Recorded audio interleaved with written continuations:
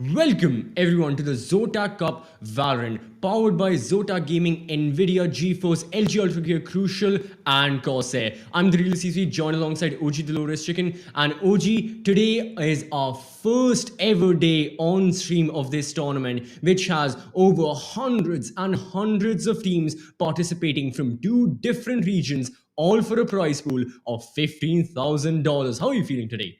Well, I'm doing amazing. Today's the rank reset as well. So finally, all those sins that we committed for the past 1 month get washed away under the rug. And it's a new start for Mm-hmm. everybody, right? Like you said, a new start for a couple of these teams in this tournament. Because let's face it, Right. man, in Valorant, especially in this region, how competitive it is, each tournament can either make or break your team. And, it's really Mm-hmm. important to get results. So heading into 2022 with this being one of the first events that we at TEC, the Hustle Indian Esports, are bringing to you might just be out Mm-hmm. right up your alley if you want to enter the year with a banger and a statement. So yeah, it's going to be interesting, man. Can't wait to see what we have on our hands today. That's the thing, because it's one of the initial, the second tournament ever in the year hosted by the Esports Club. The thing is, the first tournament, the Gauntlet, it only has limited slots, right? There are only Yeah, 16 teams participating. So you have to be the best 16, one of the best 16 teams in South Asia to participate. That's not a lot. 16, there's a high, like a very high skill ceiling to cross. But for this, with an open tournament, open registrations, anyone and everyone can participate, not just from South Asia, but rather from Southeast Asia as well. Singapore, Indonesia, Philippines, all countries belonging to Southeast Asia can also participate and play in this tournament, which they will be. And that's what makes it exciting, is that even if we haven't seen you ever before, well, we can see you now. We can broadcast your matches in front of thousands of viewers every single day. And like you said, OG, you can make a name for yourself and start off the year with a banger, much like the teams will be doing right now. As today, well, we have a South Asian match in front of us as well, which we will be discussing about. We have August 5 against Cavalry. Now, yeah. August 5, even though their name sounds quite generic, the team really isn't. The team is full of experienced veterans. It is the former EXO roster with a couple of changes that have happened, and now they are here under this new banner, yet again, starting off 2022 with an entirely new blank slate. Yeah, and one thing that I'm actually looking forward to in this tournament is our potential last chance to have that view on what meta is, where duelists aren't really the Right. focal point, right? I feel like with the introduction of Neon, at least a month down the line, it's gonna be heading more towards having that duelist down in your draft. So we'll see more emphasis on controllers. We'll see more emphasis on maybe that initiator, because let's face it, the double initiator comp is something that at least personally I love to see. It just makes the life of the duelist even more hellish if they're demanding like a ballsy peak. So this tournament, Mhm. it might just be the end of that strat book, so we might just see these teams throw everything at the wall. Certainly so. I absolutely every single time so far here at the Esports Club, we have seen South Asia up against Southeast Asia and teams from different regions colliding. We have not just seen players from different ethnicities and countries colliding, but rather play styles colliding as well. Many a times we have noticed that players will have different compositions, different styles, aggressiveness, passiveness, reactive plays, passive plays, anything and everything under the hut can be changed, can be tinkered to these teams' own liking. And that absolutely varies from region to region based on who your opponents are, who do you play against on a regular basis. And if you're against someone who you don't play often, or against whom you don't play on a regular basis, well, you might just get surprised, you might just get caught off guard, and that can lead into interesting possibilities on its own, which is certainly one of the things we are looking to see down the road here, the Zotac Cup. Right now, we have the regional qualifiers only. South Asia is one thing, Southeast Asia is the different. Once the mix happens, that's where stuff gets even spicier, because if you have made it through the qualifiers, chances are you're a pretty good team. And chances are you do have a shot of taking a chunk out of that $15,000 cash prize. So you have to prove yourself as the best among these two regions to take a big chunk. Yeah, for sure. And I feel like that addition of having this to be an open tournament also helps aid the fact that there might be these new teams that people really can't anti-strat, right? Quite often you Mhm. find those few gems amongst the stones, and those are really what kind of shake heads and have their eyes drawn to later on. maybe that's what we potentially could get to see in this tournament, a dark horse, a potential new name that we can get to see for the rest of 2022. The possibilities are just limitless, man. They certainly are. And now let's get a bit more specific about today's matchups. More specifically, today's the first matchup of today. We mentioned the teams. We talked about Oculus 5. We talked about the potential they have, how we want to see them. They've already played a game in the Gauntlet as well. Unfortunately for them, it wasn't their best showing. They lost to God Particles 2-1. They still nabbed a Yeah. point. They still got one map, but it wasn't a win. Now, new tournament against a brand new team, and they can start off their journey with a bang, with a victory for them. And their opponents are going to be Cavalry, a team with, well, again, many people will have the same expression as me as Cavalry. Exactly are this team? And that's the thing. Who exactly are in the team of Cavalry? That's the main question everyone will have. Who comprise, or which five players comprise of their roster? Because as of now, we don't have a lot of information on Cavalry, and the same can be applied for Oculus 5. They don't have any information. And OG, this brings me back to your previous point about anti-stratting or counter-stratting your teams. If you don't know who the players are, if you don't know how they play, which maps they prefer, etc., you just have to play your own best Valorant, your own like tried and tested Valorant, which you know can never fail you and which you know you can never fail, and then play on the basis of that, because you really can't play against your opponents. As for Yeah. Cavalry, we don't really know what they'll play. We don't really know what playstyle they'll have. The only information we have, OG, is the map, and the map is going to be Ascent. So, what are your thoughts about Oculus 5 and a team like that going on Ascent against a brand new team such as Cavalry? A map that a lot of people already know, like it's the back of their hands, so it's not going to be Mhm. that big of a concern in terms of map selection. The one thing that I feel like will work to the detriment of Oculus 5 is how easy it is to counter strat in Ascent, right? Ascent is, in my opinion, one of the easier maps to counter strat.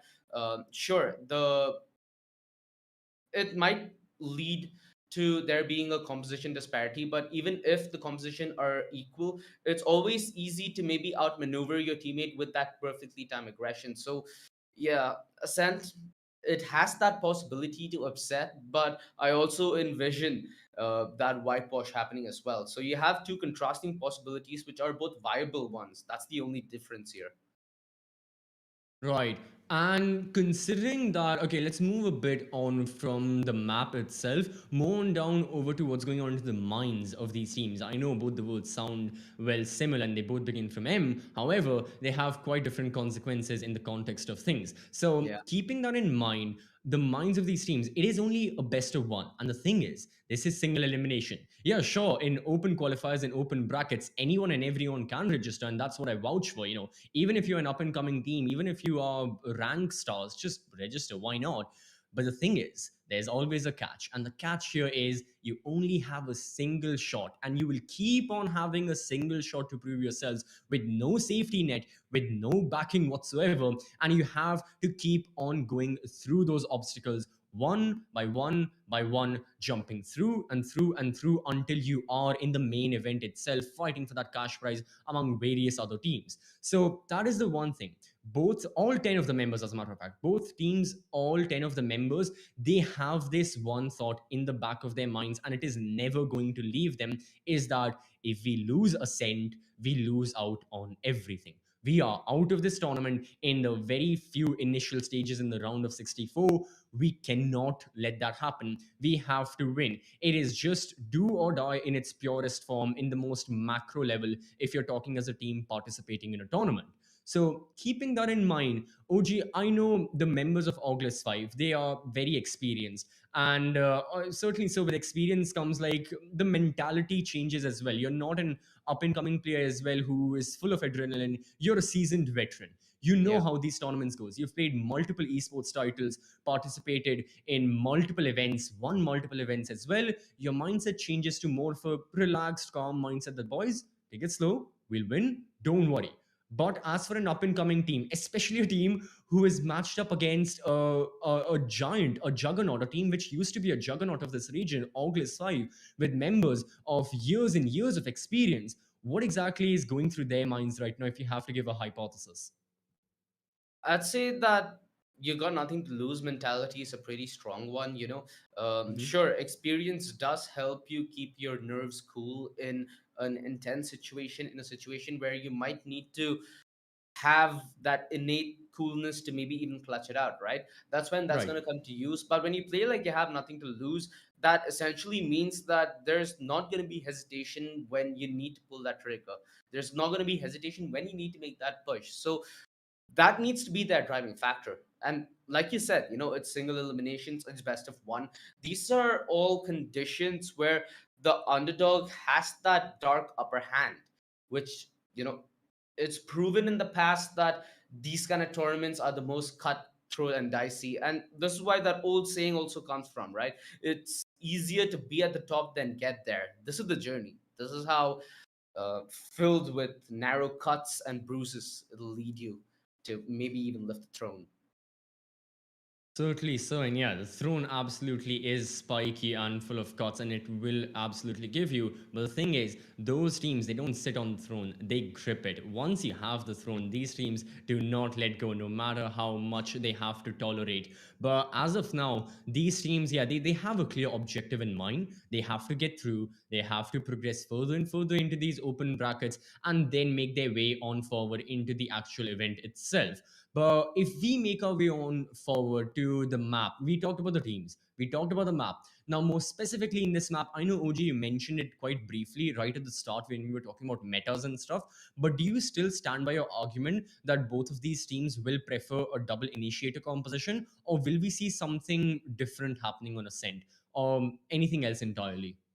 Well, the double initiator is simply my favorite. And in a map like Ascent, you True. could see that controller setup be Mm-hmm. really resourceful. A Killjoy Mm-hmm. is very, very resourceful on Ascent, and a character like Sova cannot be subbed out, right? So in that case, you already have one controller and you already have one initiator. Now, it only depends on what your game plan is then thereafter. Are you looking to play it aggressive on the defense? Then maybe that double initiator combo might be able to set up your deal list just that little better for them to edge out their first pick and just fall back to safety. So, you know, with all that being said and done, with all our theory crafting, I think it's time that we Right. actually head into the thick of it. As we head to the agent Absolutely. select, we get to see what these players have actually worked towards.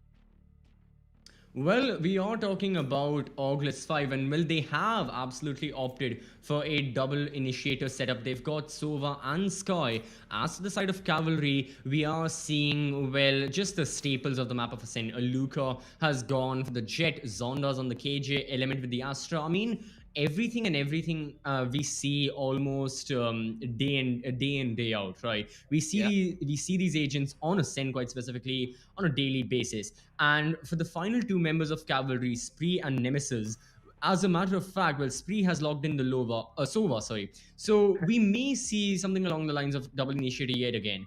And the only question in our minds now is going to be Nemesis. Is he going for the Sky? No, I don't Choose think the your Breach, quite agent. likely, but or is it going to be the KO?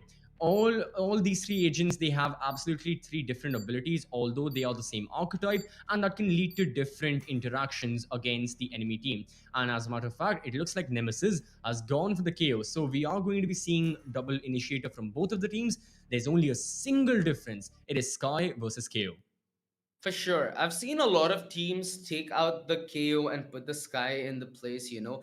Um, for good reason, easier setup with the Sky. You have the heal on the back of it as well. With the KO, you have more of a shutdown. The Molotov is really good to put a stop to any of those rushes because even in Ascent, right? It's not like any avenue of entry is going to be that wide. It's narrow Mhm. corridors at the end of the day, both Yes, towards A main, towards B main, towards either market. links to head in towards site. So it's not gonna be that easy. But it's all based on setup. It's all based on plan. Let's see who has the better edge on it. Like you said, a single elimination best of one. So this is where everything is on the line as we head to Ascend.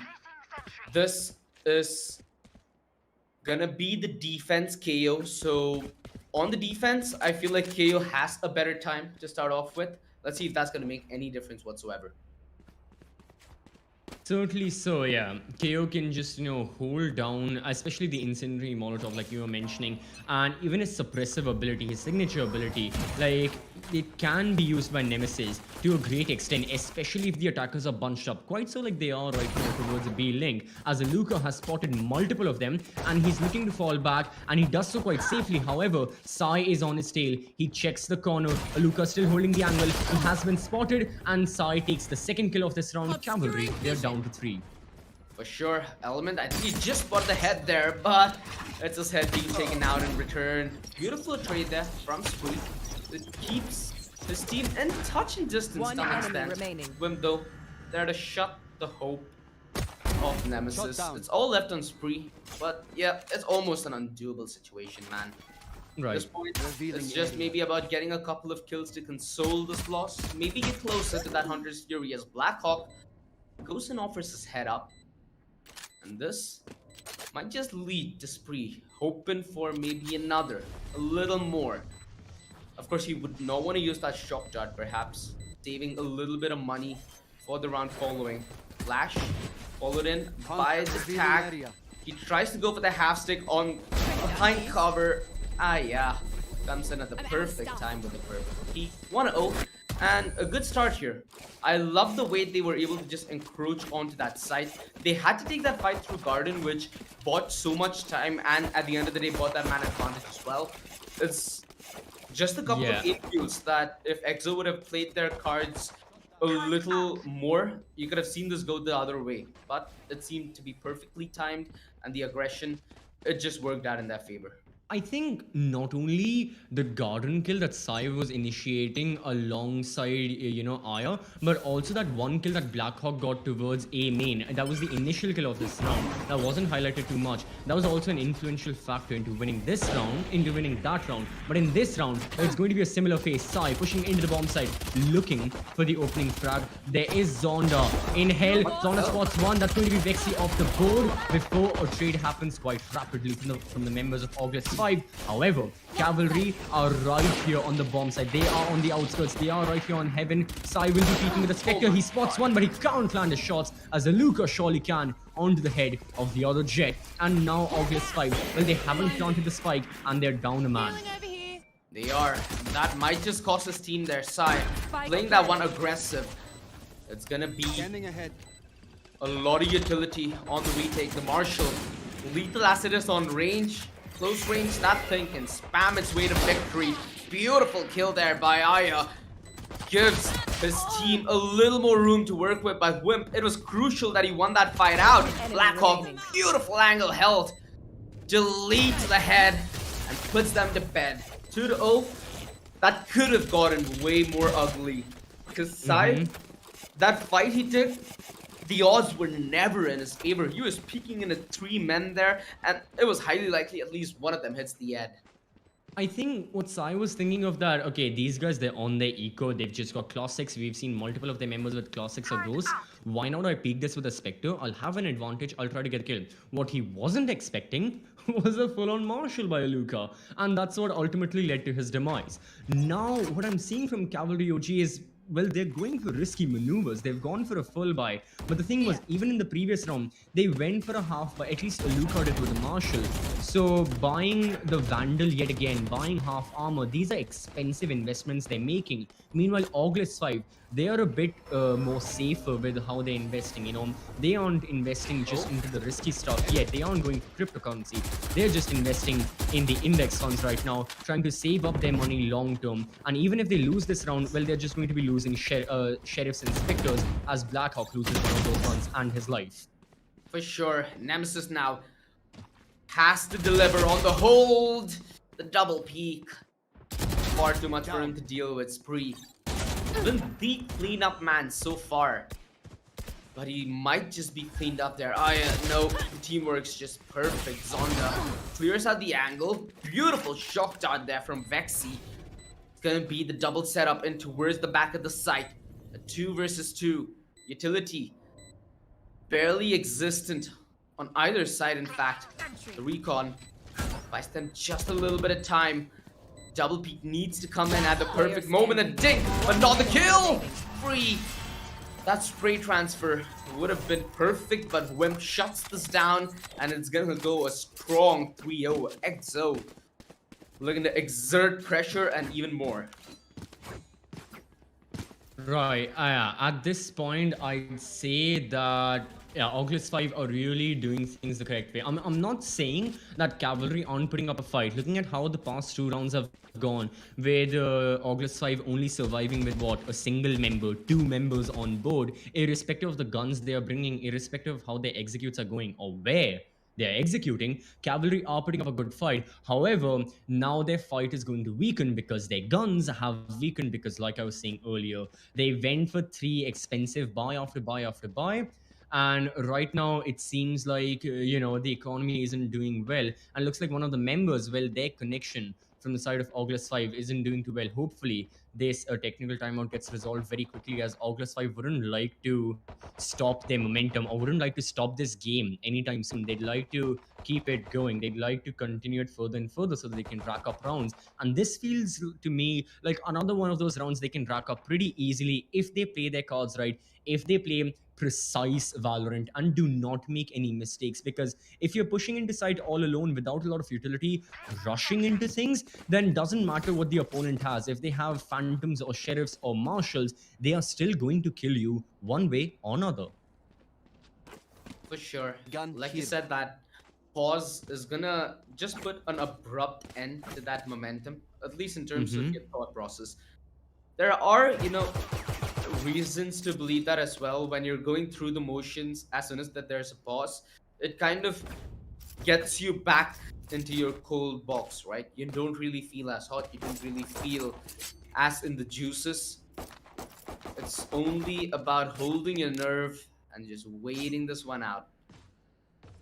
I've kind of liked the addition of Sky and the way it plays into that double initiator combo. Do you feel like with the way this meta is shaping up, there needs to be a justifiable buff for KO? That is an interesting question. I mean, it's rather if you're looking for, the main question I have regarding to this is going to be, is KO a substitute for Sky, or should KO be a substitute for someone like Sova? Someone who can kind of sort of give information, albeit not as efficiently as Sova does, but can also deal damage just like Sova shock does using his incendiary grenades. So that is my main question, because we can talk about KO, Sky, Breach all together, but still the fact is that Sova holds majority of the market share in the initiator market, as right now we are seeing plenty of kills happening. Sai is pushing down with the Blade Storm. He gets 1 kill. Cavalry, although they started off this round with a kill by Luva, well, they are certainly not going to be ending this round, as Oculus 5 Vo looking extremely well until Nemesis equipped that Sheriff and dethroned and just beheaded 2 of the members of Oculus 5. However, the 2 more that survive, they absolutely kill. Gee, hit a clip there, man. Beautiful stuff. With the Sheriff, he's just making it sing Song of Death, but the only thing dying is the first half.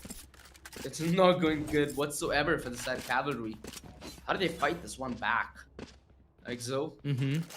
The remaining members of Oculus 5, they're performing phenomenally. I love the way that Sai's control through that mid just was smooth as butter.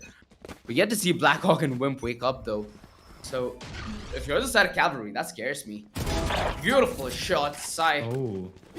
It felt like Nemesis, a small buffer in his mind as he fails to recognize the threat. Jesus. And this is a hard fight to take. Lucan needs to just fall back there. Gets the frag on Element. And again, the numbers just swing the way of Oculus. 4-0, soon to be 5. It's not looking good whatsoever. At this point, it's less so about the calls that they're making and more so about them not able to win those early fights. That white swing there towards main, there was nothing to facilitate it. It just felt like that fight was doomed from the very beginning. I have to agree with you, and especially considering the fact that you're against the members of Outlets 5 who are like essentially just, ripping apart your team one by one, round after round after round. You wouldn't really take naked gunfights. You would like to have either cover, utility to help you, facilitate you, like you said, OG, or something along the lines to help you, because if you do take gunfights like these, well, we can all see what result happens as, Blackhawk got the kill. But other than that, August 5 were playing really well. And looking at this instant replay, yeah, that was just a bare B from Nemesis. That was just on the basis of information. And that's it. He just wanted information. However, he's just playing a little too much for it. He's just speaking a little too much. A shoulder peek would have been fine. It was almost as if he was trying to set up a flank, but he himself had no idea if there was anyone on B main. And unlucky for him, Sai was roaming exactly there. That'll work. Yeah. Without This has to be vision. Concealment. something going the way of cavalry. I mean, sure, they're not able to take that aim duel, and again, you have some of the best aimers on the side of all this fight, right? So winning out your aim duels already seems hard from the get-go. And in terms of strategy, it doesn't seem like they're any step ahead. Sai gets that opening. It could be the frag going the way of Spree. Finally, he delivers, and Blackhawk is downed. This wraparound from Sai, though. Counted for, and Sai, a little whiff there. Aya makes it up more than enough. The double kill, as it allows his team access in towards the site. Spree, good job by keeping the numbers equal. Zonda, even though he's down to only 5 HP, he has the option to deploy the lockdown. The only question is he gonna do it knowing that there's that Hunter's Fury up on Vexy? It is a pretty interesting question. And right now, I'd say that with all of the utility being used, it's still coming down to gunfights. And Vexy, the good thing for him is he can isolate the gunfights. He isolates one and the second, and again another double kill for the side of God Vexy, and just good stuff all over. I would make the argument Cavalry could have played that last kill a bit better, but I'd say that, I mean, yeah, just based on positioning and just based on pure gun skill, Vexy just won that one out. Wimp, he was in an unlucky spot. He was wide peeking, and because of that very reason, he got punished by Spree, but Vexy played it smart, and Vexy paid it off. Zonda's finally taken the timeout for his team, so Cavalry looks like they're gonna rendezvous before they commit to maybe another final push.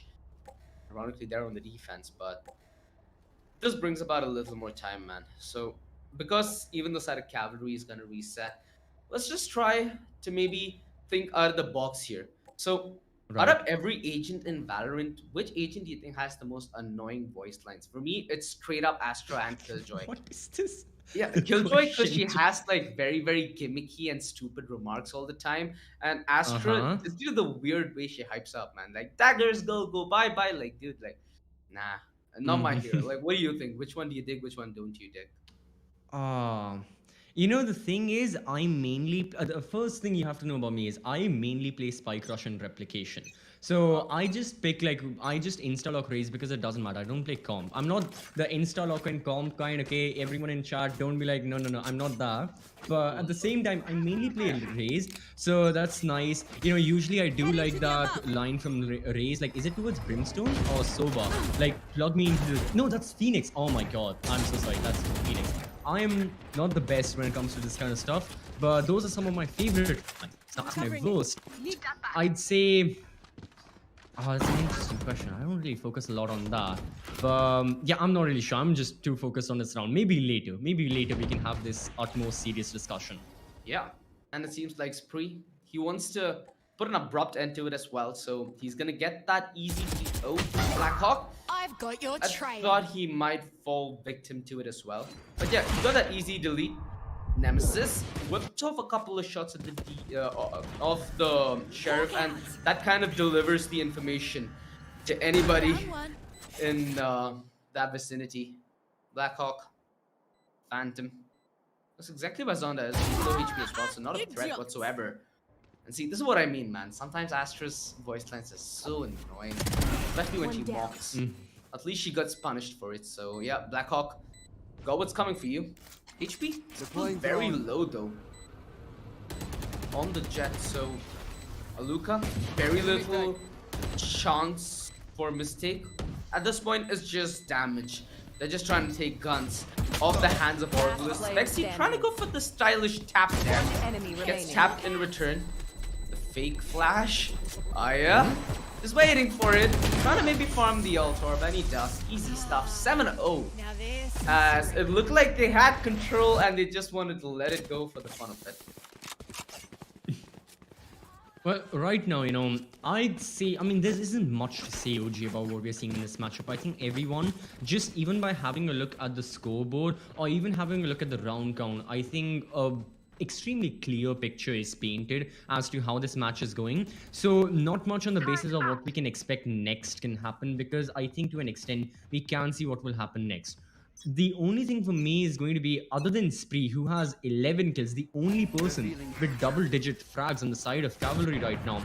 Other than him, who is quite certainly getting kills. We even saw briefly his Hunter Sphere getting a kill, I believe, onto Blackhawk, or that may have been someone else from was 05. Blackhawk. But oh, it was Blackhawk. All right. So even his ults are getting value for him, getting kills and all that, and certainly Nice his angle. weaponry is there. But other than that, all the other members on the side of Cavalry, what more they can do to improve on getting kills? It is just a matter of aim differential that, okay, August members are so much more experienced because they have years of experience playing esports titles, or is there some other way with which they can try and find frags for themselves? I think it's not about frags. I think it's about fundamentals. You know, it's about when you take fights, when you don't, and on what conditions. Like Aluka, Right. he has no clue that there is a member, if I'm not wrong, Wimp, who's just snuck on through Aya. He was anticipated, and Aluka accounts for Wimp. Beautiful stuff. The double gives the advantage. Zonda, position already accounted for. Sai could not save his teammate though.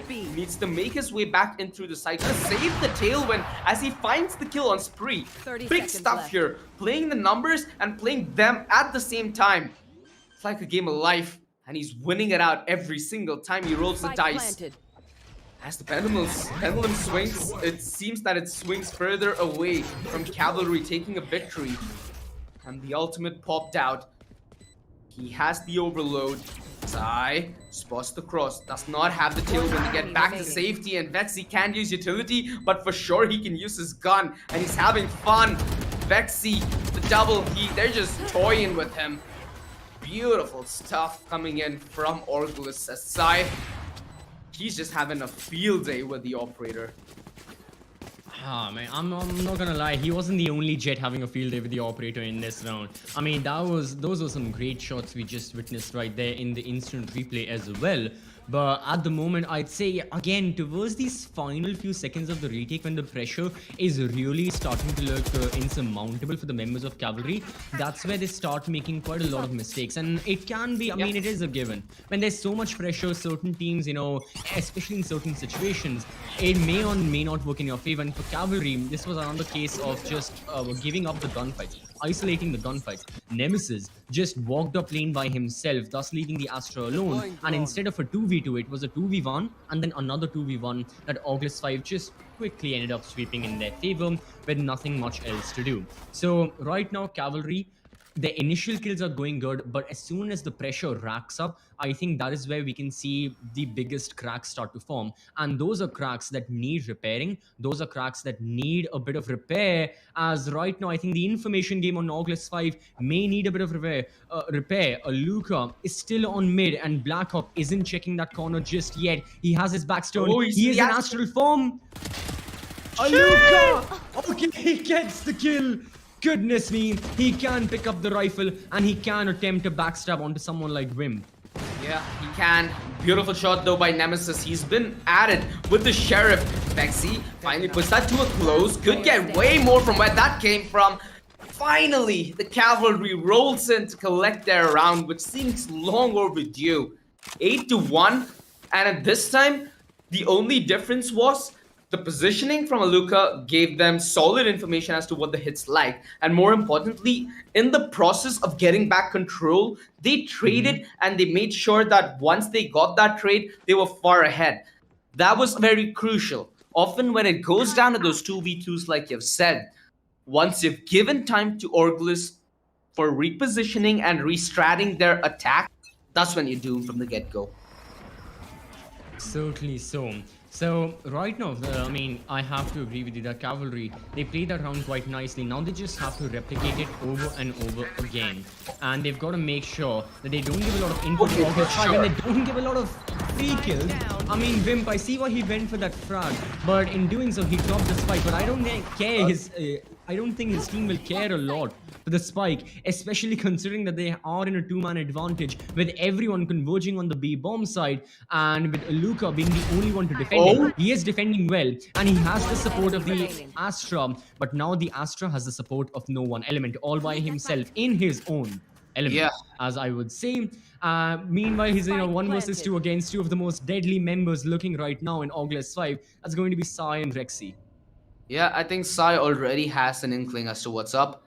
Has a keen eye towards main. Astra. Yeah, no way that he pulls off a star-like play. Sure, he can align them, but being them is a completely different thing. 901. And seems to like Sai. He's an absolute star with the op, and he's just looking to prove it here. And join. We finally will get to see that blade strum from Luca, though, so might just expect that aggressive setup in through B main. We have the Hunter's Fury on the side of Spree. If Aluka gets the information and manages to even get a frag, they could use the Hunter's Fury to add a little fuel to the chaos. Make it burn a little more. Sai. She's gonna get the aggressive angle and Nemesis. At this point, when you see that small jet icon pop up, I think that itself instills just a little fear. Certainly does, certainly does. I mean, seeing what happened before, I mean, we haven't seen Luca too much with the Blade Storm. We saw Sai with it briefly, and he has his Blade Storm available right now. As Element will be forced out of that corner. Beautiful example of anti-entrenchment utility to force out a defender, kill them very quickly. And that was that. Right now, we are going to be seeing the Hunter's Fury go off, gunfights go off, and it looks like EXO are just benefiting from everything. Even though the Hunter's Fury was used from Spree, Spree is the only person alive. He gets one, albeit not with his ult, with his gun, and he is the only one alive. And the problem now is he is against 3. So it's not just going to be Jet and Sova like the previous round. You also have the Sky present. And this is yet another one of those situations where you can't really do much. Is he looking to save his gun? Is he looking for exit frags? He wants to make, he wants to do something on the A-bomb side. He wants to enter garden.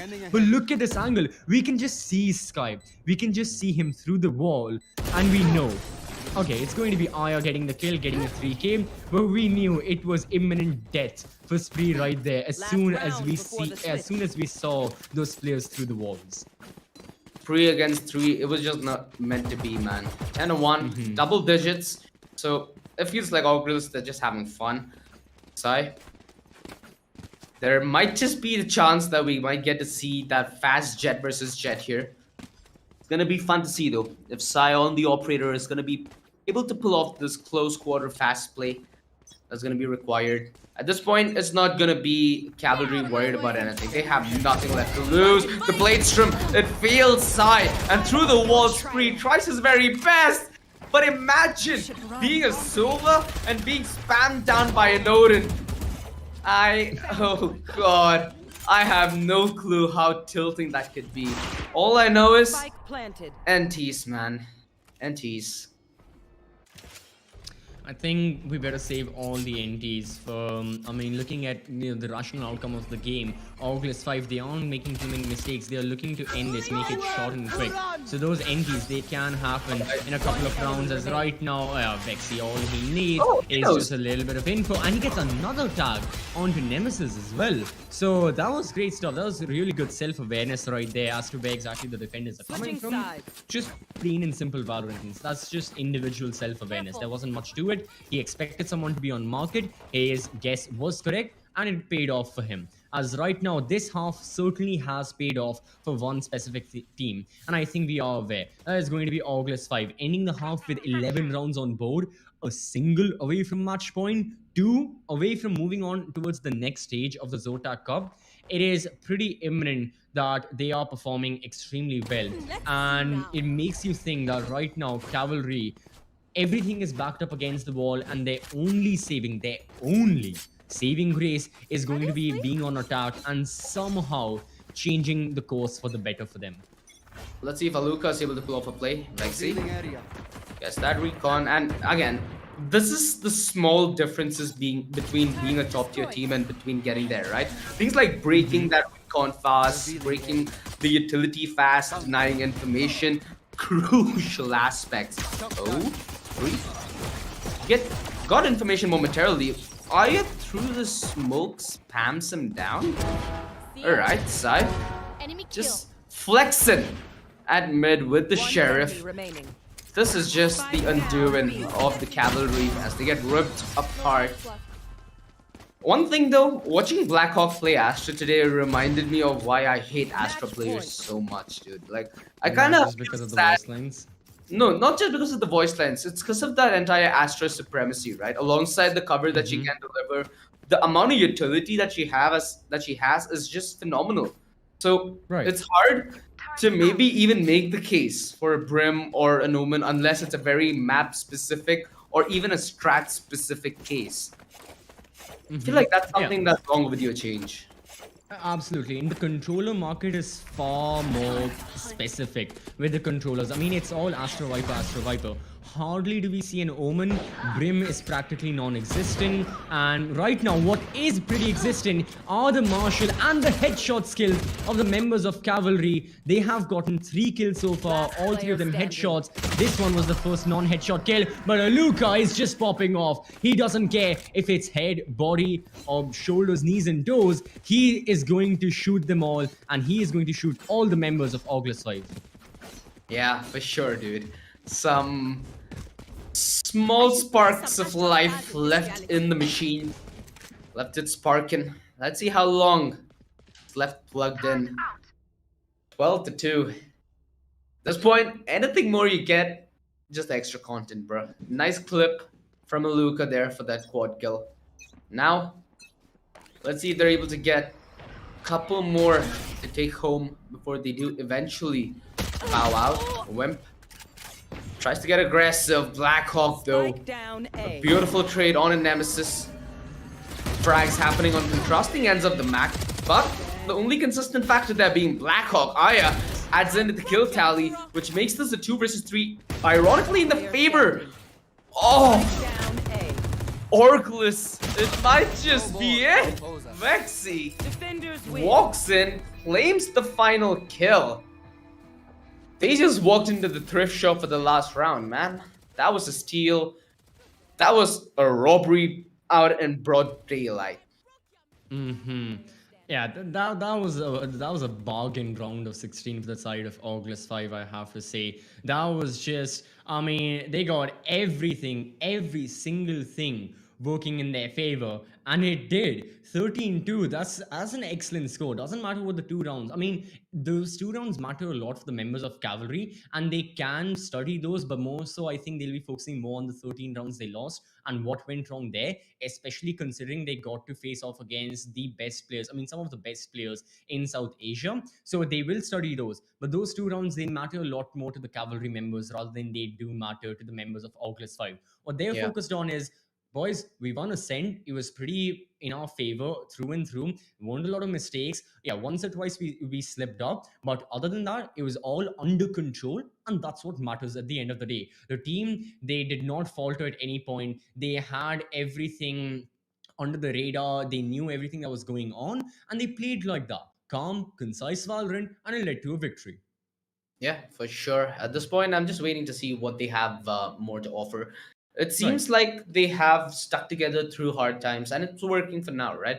It's only a matter of till when, because at some point there are gonna be a couple of wrenches thrown in the machine, and it's only after that we get to see whether it's gonna be as potent or not.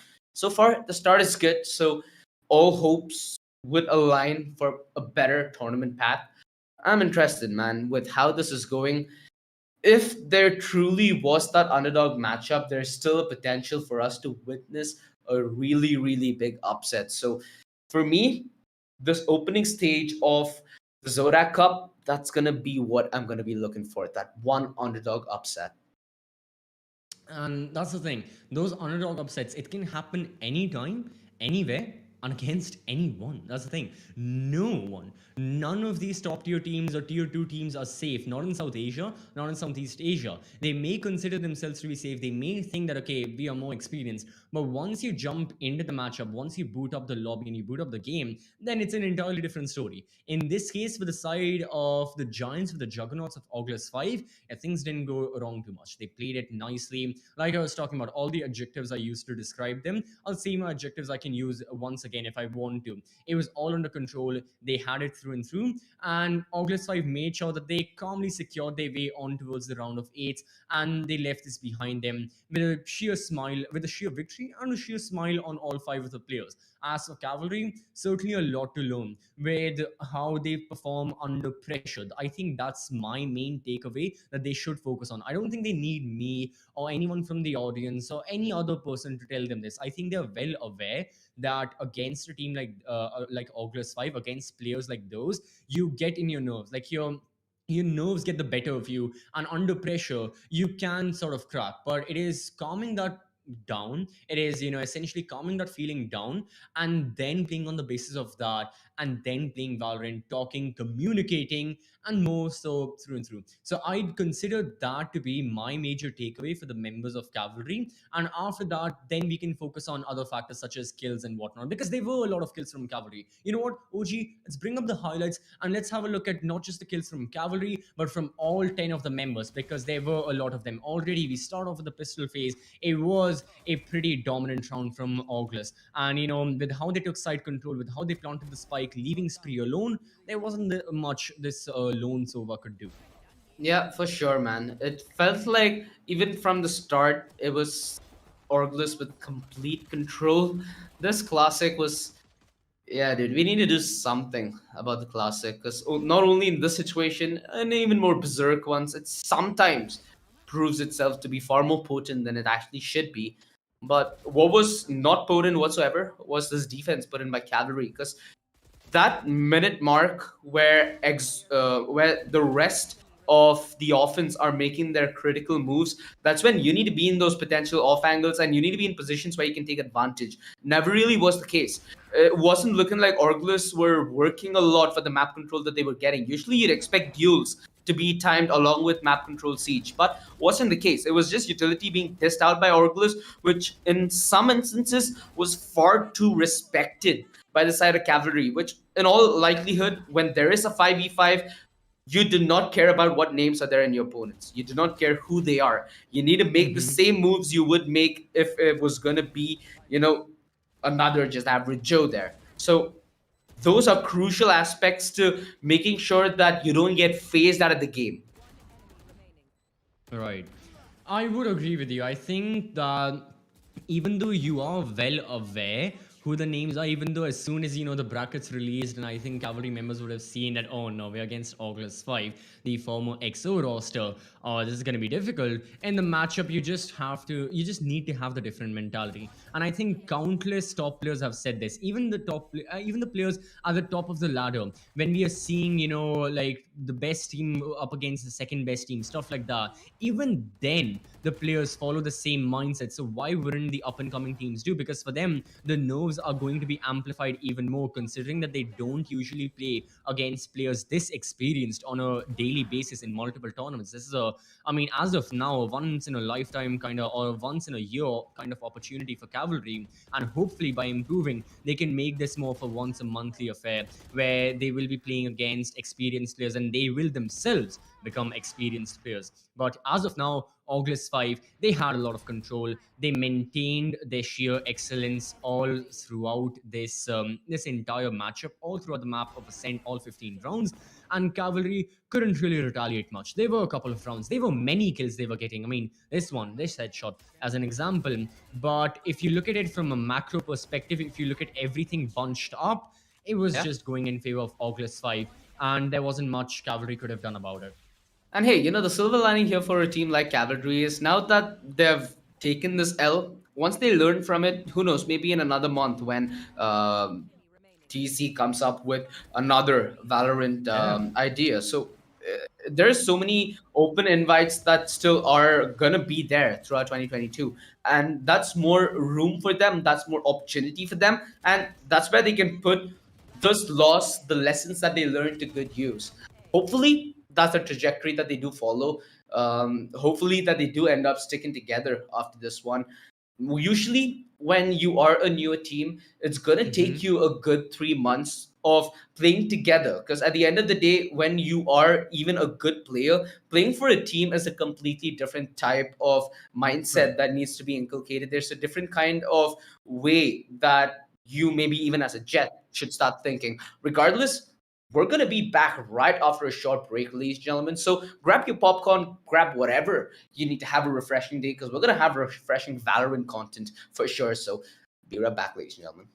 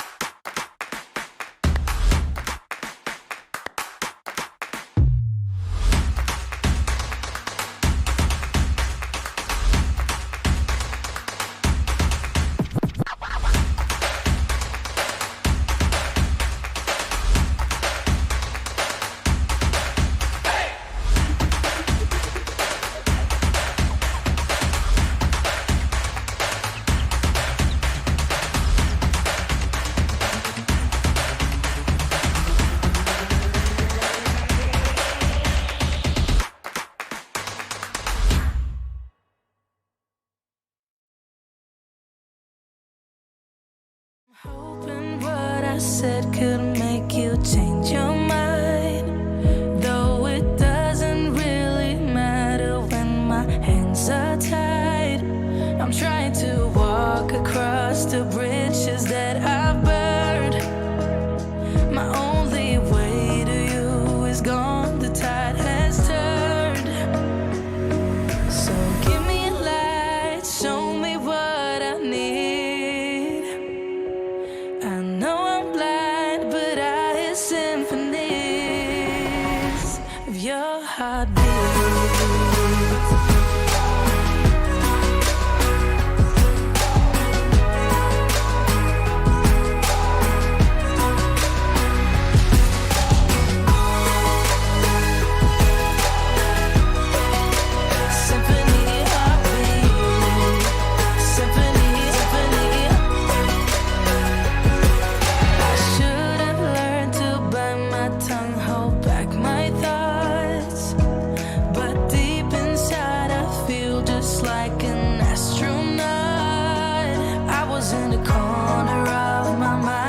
Trapped inside, I forgot to look beyond. I see the other side.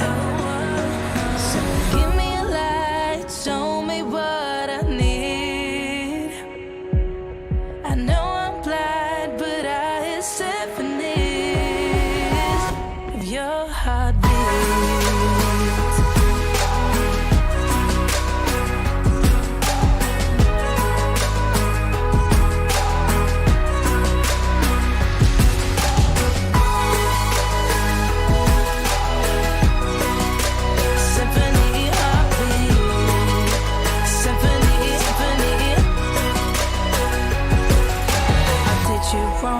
Now that's an understatement.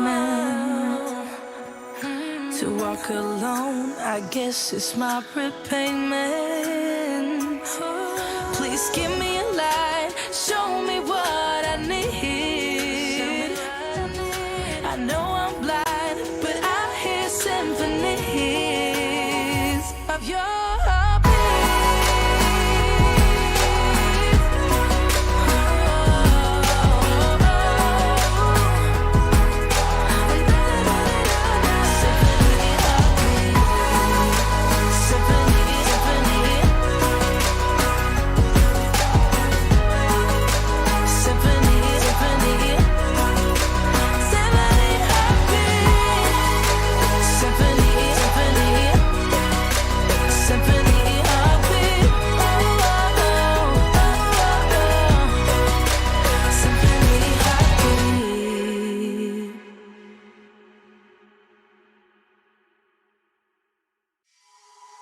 I'm hoping what I said could make you change your mind. Though it doesn't really matter when my hands are tied. I'm trying to walk across the bridges that I've burned. My only way to you is gone, the tide has turned. So give me a light, show me what I need. I know I'm blind, but I hear symphonies of your heartbeat.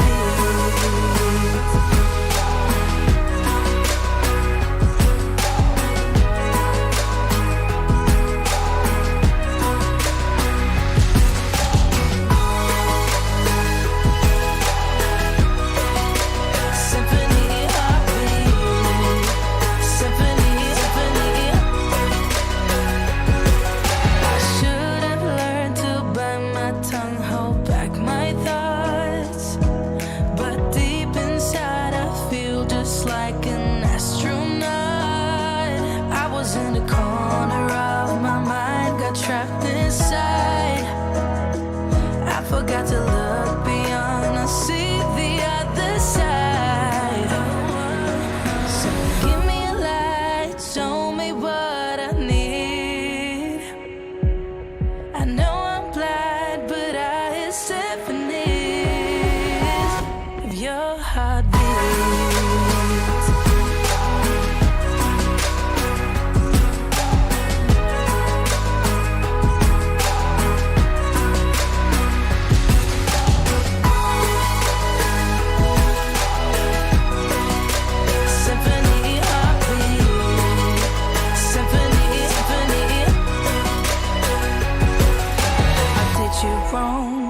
that's an understatement. To walk alone, I guess it's my repayment. Please give me a light, show me what I need. I know I'm blind, but I hear symphonies of your heartbeat.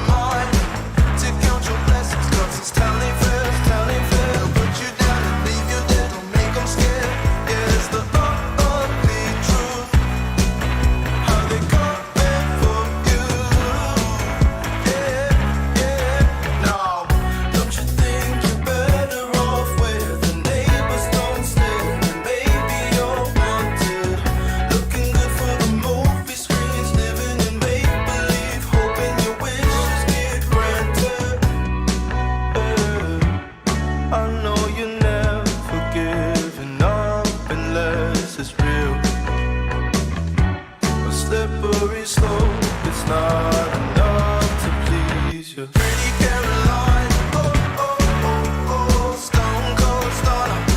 She was a winner, started working at the dime. Oh, oh, oh, oh, served as a reminder to count your blessings, 'cause it's town ain't fair, town ain't fair. They'll put you down and leave you dead, don't make them scared.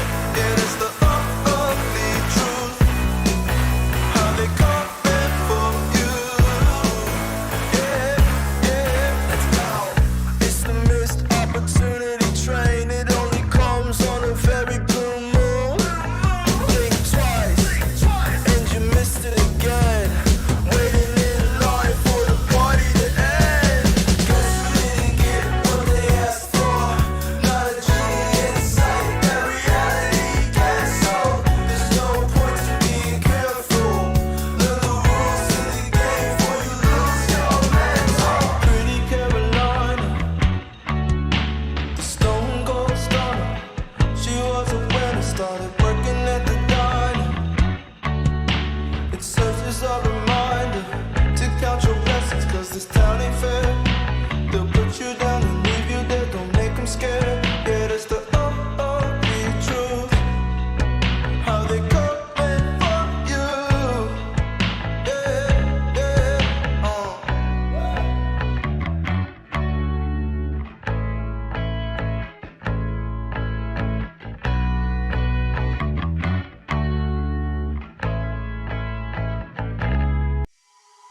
I'm hoping what I said could make you change your mind.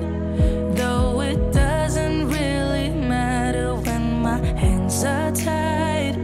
I'm trying to walk across the bridges that I've burned.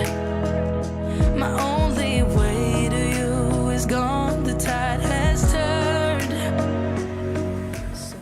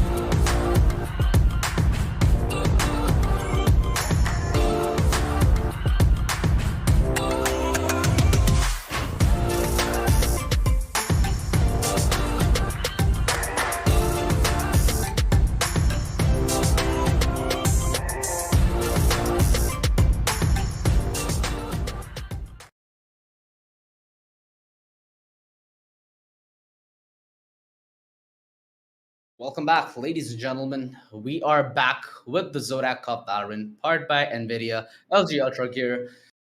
We have Crucial and Corsair to close the deck, but CCV. We started off the day with Orgless just completely cleaning the table, right? They like Right. wiped the table, they wiped everything with the table, and now it's only the table left. And I don't think it can turn that much. And I think that's gonna be the tale of today, man. It's gonna be a couple of games where we might expect things to get close, but in all likelihood, we should maybe just be on a back seat and just think that we might just be walking into another landslide. Anything more that we get is just another delight. It's anything extra that might just come with the meal. Yeah, I mean, one side of like open qualifiers is always this that, yeah, anyone can, everyone and anyone can participate in these open qualifiers, but that also applies to the top tier teams, the tier 1, tier 2 teams of this region who are well acquainted with competitive Valorant, who have played multiple tournaments, won many of them as well, and August 5 are no strangers to that with their previous rosters, with the players, and our up and coming teams as well. Next two pair who will be fighting off against each other. This pair, one of them is going to be Reckoning Esports. The organization has picked up the old Weird Esports roster, and now those players are ready and they'll be up against Just for Once. The map is going to be Haven, OG. So let's jump into the game. Let's jump into Haven. Let's not waste any time. And it looks like Reckoning Esports, well, they do not want to waste any time. We have already seen 4 out of the 5 agents completely selected. Looks like they are opting for the double initiator composition, Deadly 10 on the KO, and Rio quite well, as he always does, on the Sova. Bad is there with the Jet, Pixels, Astra, and you always have Smokey on the Cypher. On towards the side of Just for Once, a team which we have not seen before. OG, what are you noticing in their own comp as of now? Well, they haven't selected any agents. Yeah, I mean, we saw Dicey hovering over the Euro. I thought they were doomed from the get-go, but he's hovering over Jet now. So What do you mean? it's 5 all duelists cool. is amazing. Yeah, I I'm mean, silver, by the way. it all starts that way, bro. It all starts that way. So anybody at home, if anybody utters this in your game, you should know that instantly mute them and maybe don't regard much of what they're saying in the first half Select unless they your prove their agent. worth. I But am a caster. I mean, playing the game and casting the game, two different things altogether, my man. Right. Exactly the scene when it comes to playing Yuri, not a agent that can really enable you to hit the max kill ceiling as it could equate to a skill ceiling. An agent like Jet or Arena, those duelists usually help you pop off while at the same time having that high skill ceiling. You can take control over rounds, you can take complete control over games. That's the kind of I'd say aggressive assertiveness that you get with duelists like that. Yoru more involved towards mind games, and I'm interested to see. If I'm not mistaken, Yoru is getting a small rework in and of itself, by the way. So yeah, I just hope that we have a couple of nice gimmicky old school Euro plays, because right now everything is just stale and already discovered. Although this composition, I like to see the Cypher in this map 24/7. It always goes hand in hand with the Sova, right? When you play the attack, the shock Right. darts, more than harming your opponents, it's more about breaking those Cypher traps. So we might get to see a couple of interesting shock darts here. So if anybody out here in the audience is looking to maybe main the Sova, you might have a couple of nice gimmicks that you'd learn throughout this. And Rio, he's a competent Sova as well, so it's going to be fun seeing what he has to offer here in Haven. We're ready with the game, ladies and gentlemen, as it looks to be a setup in towards the seaside. Deadly looking to get that entry, the dash on top, and Sao, he tried to play that textbook, he tried to play that smart, but on the way back he gets caught off guard. Instant man advantage, now the way of Reckoning Esports. And instant side control the spike has been planted. I mean, what better of a situation could Reckoning be in? They get the second kill of the round as well without facing a single casualty. And on the side of Just for Once, They have to try something. They are going to be pushing together from garage and from defender spawn. However, the angles being maintained by the attackers, it is far too strong. This vision has been obscured thanks to that cyber cage. That is the first kill for the defense. It may be one of their only. Bad Love is there. Deadly Pixels. Yeah, that was the only kill just for one squad, as Reckoning Esports, with their excellent post-round positions, their excellent gunfights, close an excellent round overall. Quite simple, and everything just worked for them, from the execute down to actually taking side control and then playing the post plant using a utility. The attackers were always in control and they never let go. Yeah, and the backstab from Badla was bang on point. So, yeah, he's been a player that I've loved to watch for the past few years, and it's good to see him make his deeper inroad into Valorant. Let's see how long this lasts. For now, Bad Love, it seems like he's gonna commit with the rest of his team in towards the conquest that he's short. But little does he know, there's a gimmicky little crossfire that's set in play. The all drone, he's gonna go in the back of it. Yeah, I think it just about got vision. Yeah, and it should have that awareness. Bad Love relying on Rio's support. Shock darts it to perfection. The push. They have One each other's enemy back. remaining. You scratch mine, I scratch yours, although that's gonna be a hard dent to scratch off. Classic. Quite the nifty weapon. He manages to quickly grab a kill. That's all that his team is gonna get. 2-0. And it's gonna be the strong start for Reckoning Esports. At this point, you know, they don't even need to contemplate the bonus, dude. It's more than viable. It's way more viable. And I'm just considering, you know, considering the way Bad Love's form is, might be interested in that offense operator. You know, you don't get to see much of it, but in the occasions you do, it is flashy. Certainly is flashy, but at the same time, the risk has to be maintained, because Bad Love, he is the only duelist on the side of Reckoning, right? And he is the person playing the dive role. He'll be the first person making his way into the bomb side. As of now, making their way into the bomb side is going to be extremely difficult, since all three members of Reckoning, all four members have fallen by the wayside. Dicey has just obliterated anyone, and this potential bonus round is a flawless win for Team Just for Once. It's like Reckoning. They were trying something, but they just did not know what hit them extremely quickly. Yeah, that might have just been the bonus tendency to just give away a round. Let's hope.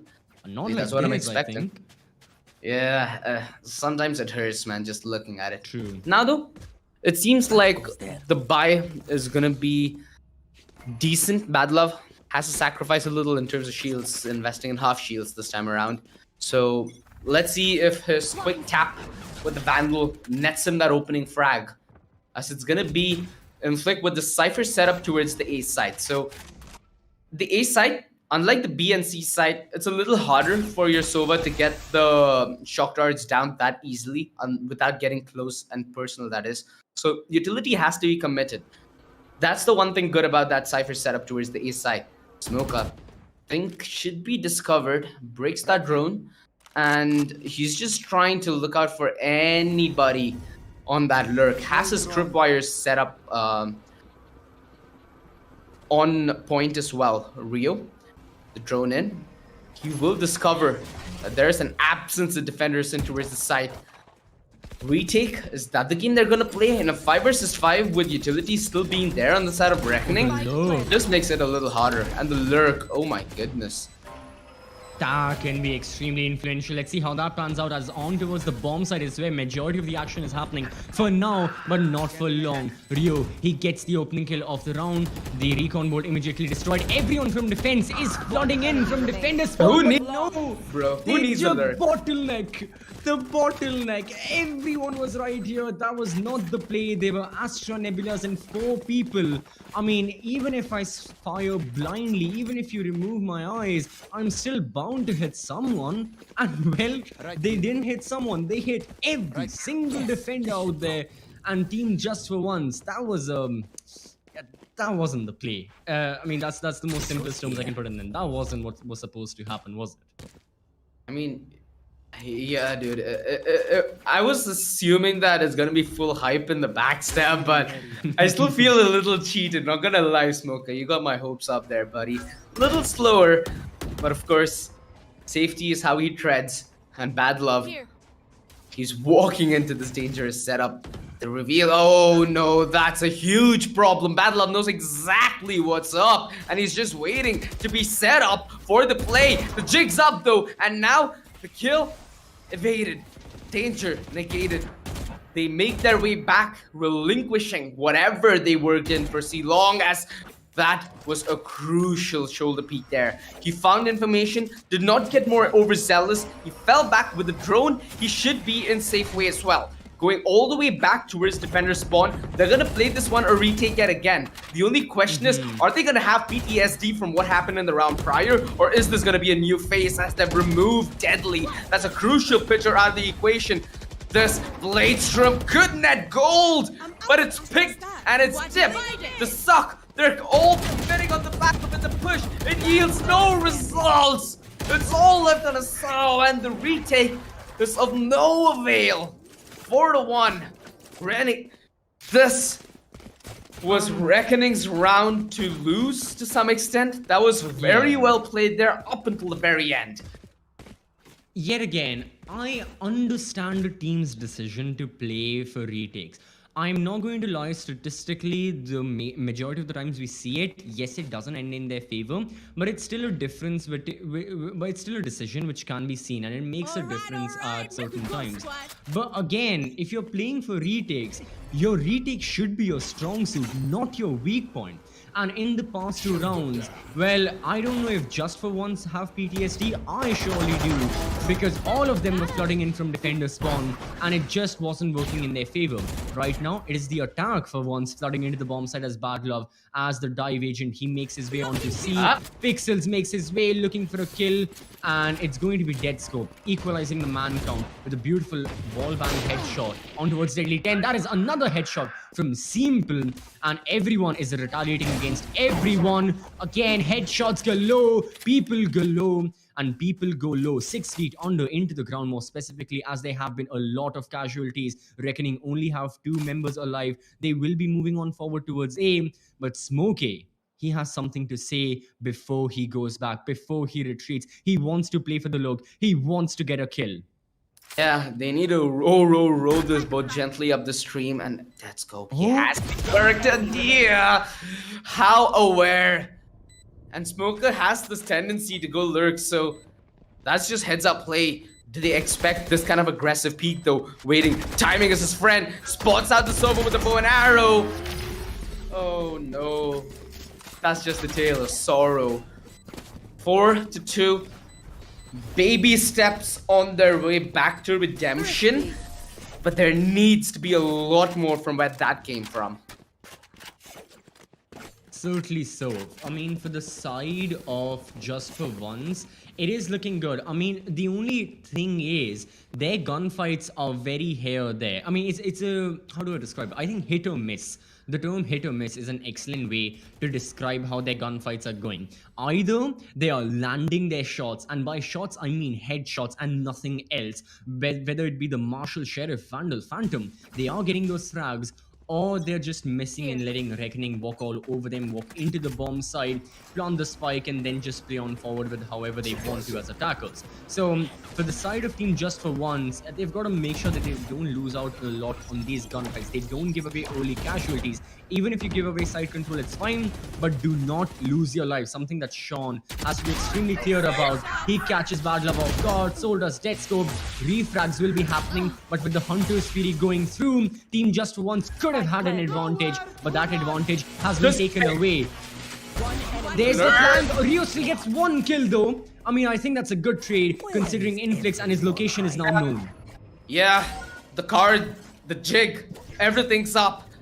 It's all up for grabs as well. Inflict, the flash, the aggressive play from Deadly is lethal. And out of sheer brutality, that could have been a completely different tale if Inflict could have punished Rio earlier. He would have had a comrade to play that one a 2v2. Look at that, dude. I understand why he would walk in that situation, but you also have to consider the fact that for the Hunter's Fury to be withdrawn and for the gun to be drawn out thereafter, there is that timing window that he can capitalize on. So given footsteps, it could be the right thing as well. It's all situational. Out of my way. The Bladestrom out. He has the judge. So if he's the budge, he can sure pack a punch. Team Peel. I mean, I love the way his name is out there, dude. It's just damn. Exactly. It's like, I mean, obviously it's a play on simple, but I mean, let's focus on the execute bit because there is a lot bound to happen, and already we see a lot happening. The judge goes wild. The Bladestorm is gone. However, Bad Love, he is still starting about with only a single kill. The revive goes through. So Reckoning still have 4 members. No, Spike make planted. that 3 back up again. Deadly was revived, but now he is back dead. Rio's dead. In towards the bomb site. That's the 3rd for him. On towards the classic Sean. The only person alive. In the previous match, we saw how deadly Jet and Sova can be. And yet again, it wasn't much for the Jet. It was all for the Sova who got a 4K, leaving 1 for the flying agent, let's say. But yeah, coming back to my extremely serious topic of Simple and that amazing name. I mean, it's obviously a play on Simple, but I think like mythologically what it means is because he has 2 E's and Simple only has a single 1, because you have more, you're going to perform better. You're going to get more kills. I think that's the implication of 2 E's. Stop your class or something like that, bro. Like, I don't know. I don't know what your creativity grade is in school, but whichever school you went to, boy, are they getting a decent bit out of your admission. Nonetheless, one thing that you have to admit, though, is even though this has been one-sided by the scoreline, it hasn't really been one-sided of a game completely, right? It's been moments where Reckoning Esports did look vulnerable. It wasn't all a comfortable drive, and I think a lot of that also has to do with the way Simple's been playing. Because utility has been bang on, the calls that they've been making, sometimes good, but their commitment questionable. That's the only thing that's been off. And they've been very heads up about Smoker as well. Dicey. That was a dicey affair because he was exposed to multiple angles while taking that fight. A double peek, a triple peek, anything could have been in the cards, but he took the risk and he got the reward. Now he's a hell out of there. Although, does get traded. So deadly. Vengeance for his teammate, sure. A 4 versus 4. That favors the side of Dragon. I mean, look at Deathscope. Not only is he pushing into attacker territory, but the amount of information this lad is getting. Oh no, that's Seeing- so sad. 30 seconds left. that is just timing. But honestly, the info he got that everyone on the Spike attack down is going A. on A is very valuable. And because of that information, Simple, planted. well, he gets that shock dot kill, equalizes the man count yet again, and Reckoning are in a post-plant scenario with all 3 of the attackers in the bomb side. There goes the Cosmic Divine, you know, obscuring vision, obscuring audio cues as well. Sean is just spam firing through. Inflex from behind. He'll be good for 1. Simple peaks, but deadly 10. His picks are better. 2 headshots to end the round, and Reckoning at the very least make sure that they are going to end this half with the 7-5 lead. Again, this is what I mean there, CCV. They play their cards right, but they always end up in a situation where even though the setup's there, the frags aren't. Goodness Christ. It must be heartbreaking to some extent, right? Like that backstab from, the backstab from Deadly was laugh-worthy if you're a Reckoning Esports fan, or it's heartbreaking. Depends on what your vibe is. For me though, that's heartbreak, man. See, having that happen to you is like so much mental stress that usually I remove on plush toys. They happen to take a punch quite easily. Well, one thing that ain't gonna take a punch that easily is Bad Love. Even though he's a little bruised, still deadly. Still something that they need to respect and fear. Cover? Being given to Deadly, but it's the shock darts that deliver the damage to some extent. Simple needs to hit his team up with a beautiful reveal. Deadly is doing a good job though at keeping this at bay. Deadscope anticipating this play from Smoker yet again, but not able to compensate his aim down enough. Simple rotation in to Garage. Smoker anticipating that peak is a step ahead along every inch of this journey. Smoker smoking him like it's a barbecue. 8-2, and you just gotta hope that their train starts going choo-choo, because if not, it's too late, man. I mean, the thing for Reckoning is, it feels like they're already well on their way to reach the station of victory, and they're well on their way to reach, their destination of round of eights, potentially even the main event.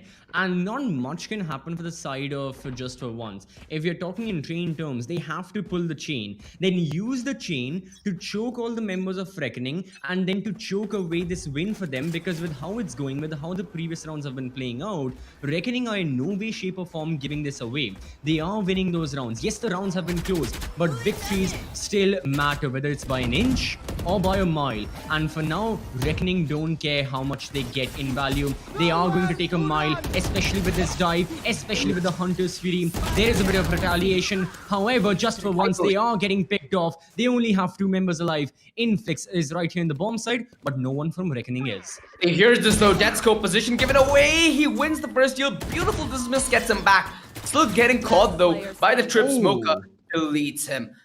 Smoker knows. I mean, he had an inkling as to where Inflix is, relays it to his teammate.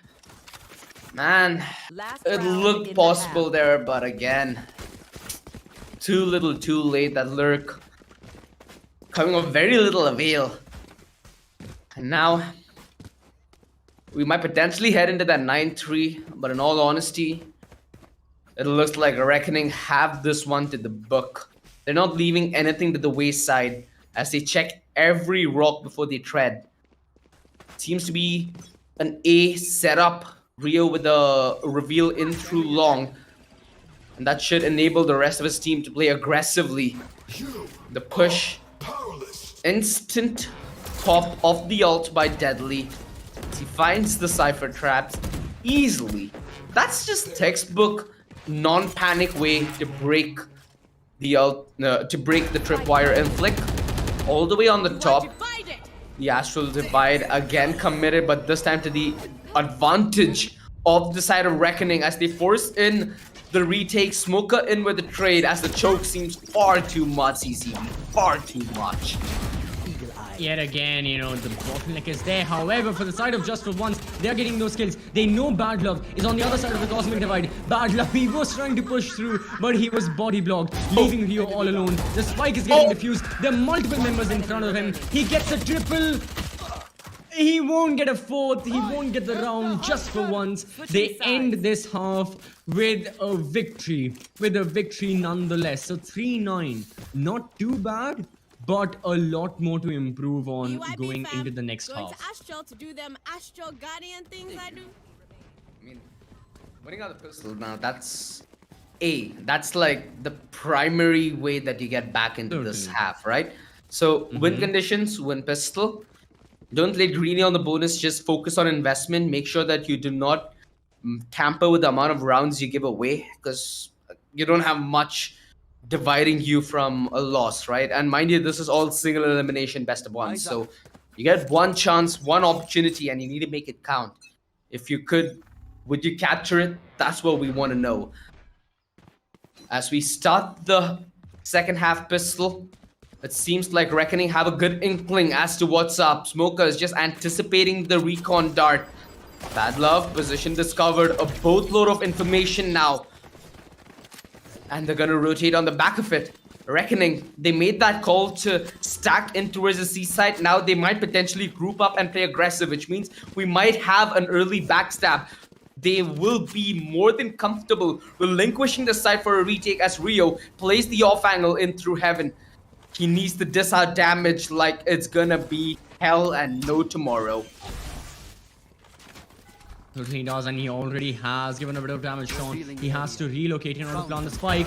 Rio getting beautiful recon goal. He does lose his life, but the spike has been down, yet not been planted. And Just for Once, they have to make entry into the bomb site again. What they were planning has not gone to plan. However, kills are still going for plan for the side of Just for Once. Only a member alive for Reckoning. No more. And Just for Once, they will be taking the pistol round in their hands. So good stuff. It got extremely hectic right there, especially, I mean, as soon as this kill happened and the spike planter was killed without the spike getting initiated, then problems started to arise. However, it was certainly a blessing in disguise of the side of Just for Once when they had to go back into the bomb side, because they realized they can just, kill off the members of Reckoning and win the round that way. And I love this from Deadscope. He recognizes that he needs to play all his cards right if a comeback has to be what's on his plate today. So they're taking this time out, they're discussing what their game plan is going to be. These small things, things like timeouts in between games, special to games like Valorant, right? There are very few tactical first person shooters that even have this option. So when you have this at your cards, you need to use it at the perfect time. You need to make good utility of everything given to you, and this is one of them. So their idea, I hope it's good because they've had a good minute to formulate what their plan is and to execute it. Bad Love is gonna go in for that Marshall investment. The Marshall is one of my favorite weapons, just due to the fact that it has so much bang for buck. A one-shot headshot at any range, the spam viability that it has at any close range combat, and its accuracy, even unscoped, is deadly. So you need to respect that weapon, even though it might cost just 100 credits more than a Sheriff. Quick control taken of Garage. Inflicts, finds Deadly on the other side towards B. Deathscope. He's gonna be pushing this, and now with the Astral Suck, oh god, look at him!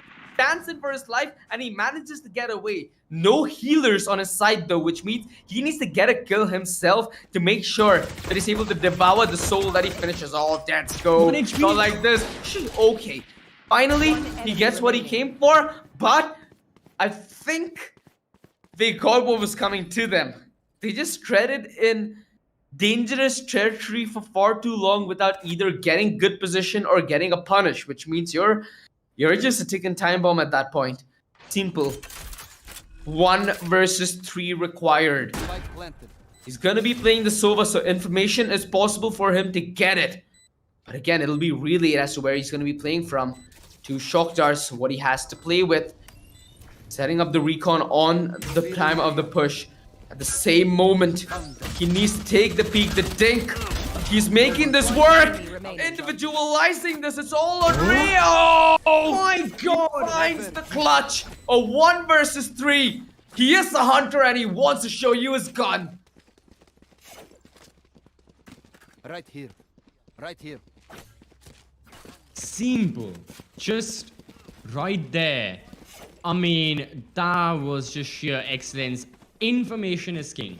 We say that time and time again. This was just one of the most perfect examples of that. What should have been what was looking like a reckoning round right at the tail end, right in that 1 versus 3 post plan, absolutely turned on its head. And Team Just for Once, well, they continue their streak of winning. They won their anti-eco. They are a step closer to catching Reckoning. But now the thing is, Reckoning themselves, they're looking good with guns. So are the members of Just for Once.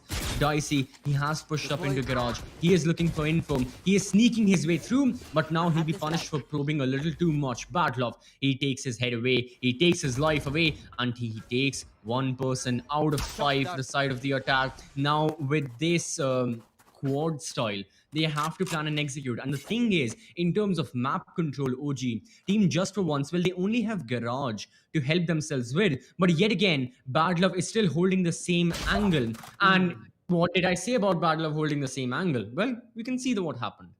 Yeah, it's like a tripwire, but once you cross it, you're dead.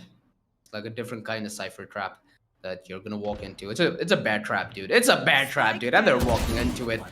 It's like you like that guilty pain. No, it's a taste. 30 seconds And left. can always have preference in life. Conflicts.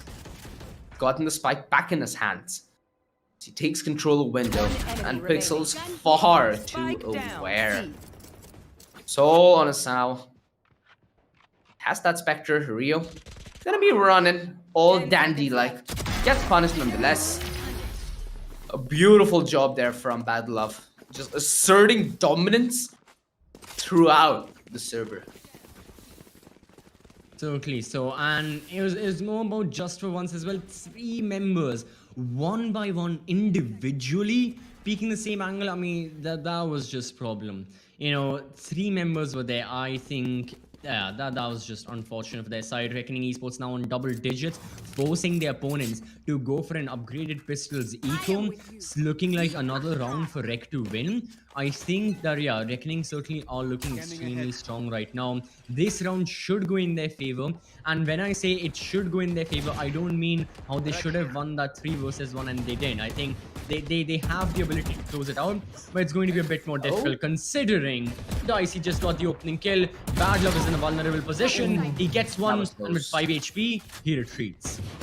He retreats, but not into safety, sadly. Does not have enough time for that privilege, as he's now stuck from the backside. It's gonna be Smoker who delivers a triple on the hold as he farms up closer and closer to that neural theft. Now, position well aware, and Rio ends it and sends it. 11-5. It seems like Reckoning just marching closer and closer to victory. Now just 2 steps away. They can sniff the finish line. They've had their taste of blood and they like it. It's gonna be a do or die situation now, sadly. What do you think, man? Is this gonna be any hard? I mean, is this gonna be even a position where they can come back from, or is this their last possible chance? Because this buy is gonna be all for them.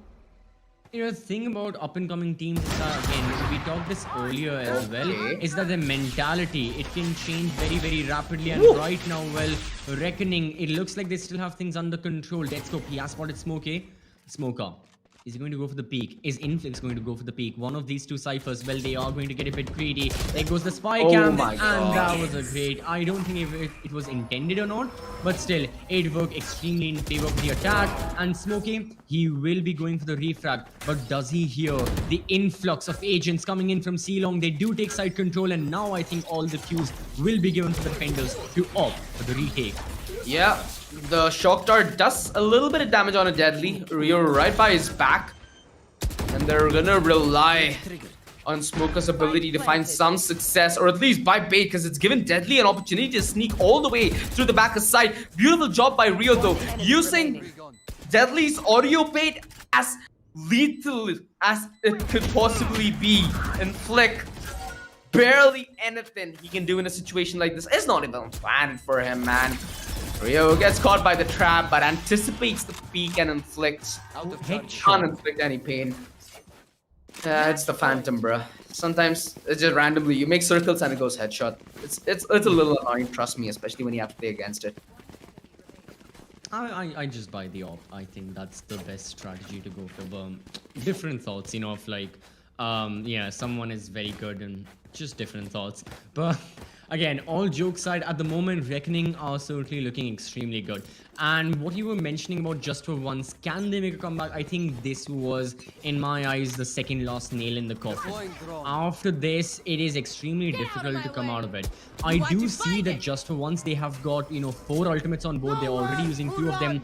Cosmic Divide's out, Hunter Sphere is out, Bladestorm is out. So they are leaving nothing on the table. They want to go all guns blazing. However, the one gun is blazing. That was of Smokey. Pixels joins the party. And I think Reckoning Esports, they are going to party all night long as they make their way forward on towards the round of 8s, as it's going to be Inflix, the only member alive, keeping the hopes alive for just for once.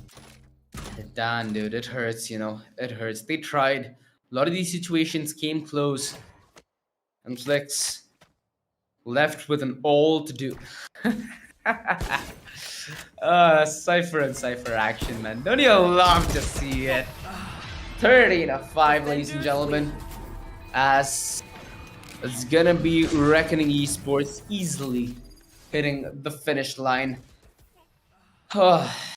Like I said, CCV is just one of those days, right, where you might expect there to be a close match, but those are on the good days, man. It's just the start, and I think that's a good thing, right? We have to pace ourselves well throughout the entirety of the month, because this is no short tournament by any margins.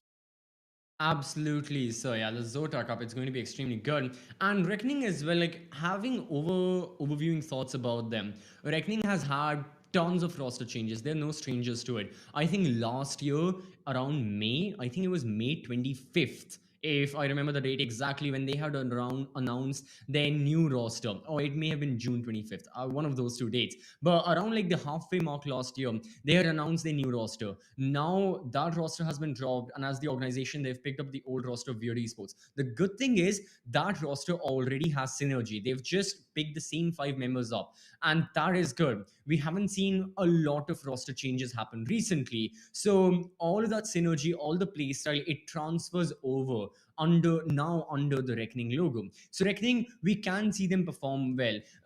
In season 3 of the Gauntlet here, the Esports Club as well, they were slightly on the path of improvement, but now this entirely new team, I think they absolutely have it in them to yet again, regain their old glory that they had in like tier 2 scene. I mean, they are still an excellent tier 2 team, but they would like to etch themselves at like high tier 2 right now, not just the mid to highs, the efficient highs of tier 2, and hope that one day they can etch into the tier 1 and beat the big shots as well. But right now, well, this is how you plan on beating the big shots. You beat anything and everything in your path. You make your path, you define the path quite literally, fighting your way. As we can see, bring up the highlights as well, you fight your way through the open qualifiers, through the round of 36, 18s, everything, and 16s as well, round of 32s, all of them. And now that Reckoning have won, and now they are in the round of 8s, I think they have a good chance of making their way into the main playoffs,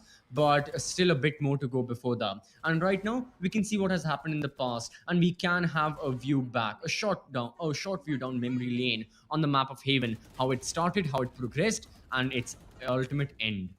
Yeah, it always felt like they had that individual potential, right? It didn't feel like their aim wasn't potent enough. In fact, their aim felt like bang on point. It's just the fact that the utility coming in from Reckoning was so chaotic, especially these lurk plays, even though they were discovered. Punish, questionable, man. A lot of times Reckoning, had these iffy rounds as well, where like a couple of 1v3s Right. went the wayside. Although, yeah, moves like these, going in quick to deny Rio, small maneuvers like that, those are what wins you crucial rounds, which at the end of the day wins you big games. So maybe the next time, but a valiant effort nonetheless, I might add. Certainly so. I have to say, it was an excellent effort, and I think from the side of Just for Once, yeah, I have to agree. Like, it was a great try. We are seeing this roster for the very first time. I think the players, they certainly do possess the skill, like you were mentioning, individually, but as a roster, they need that time to synergize well. Something that this roster of Reckoning already has in the bag, like I was just talking about with the recent roster changes and rebranding and all. So keeping that in mind, yeah, Rec had an advantage. They played it. They certainly utilized the advantage to the best of their abilities, and it ultimately led to their victory. For the side of Just Once, this was a good learning lesson for them, and hopefully we see them in the next open qualifiers of any tournament hosted by the Esports Club, and hopefully we see a better run from their side as well, because getting into the round of 16s is no small task. They absolutely had the potential, but in this case they were just short-handed a little bit against their opposition. Yeah, for sure, man. You just gotta hope, right? Because, like you said, what we saw today, it was good. There's so much mark for improvement. That improvement being made, though, potential, there's no shortage of it, You could see this team again, maybe in a month or two, with a completely different face, but it's all gonna be based on homework and prep work. It's like, throughout this game, I also felt like, even though Bad Love had so many crucial kills and so many impact rounds, Rio was the one doing a lot of this heavy lifting from the back. I think he ended the game with 23 frags a whole. So those frags coming from nowhere, filling the void, filling the gap, like this ulti was so on point as well. So a lot of key moments where key players from the side of Reckoning were able to come up clutch and deliver. I think that's what was the big difference maker in this matchup, which, yeah, dude, it only comes together with more teamwork. And like the old saying is, teamwork makes the dream work.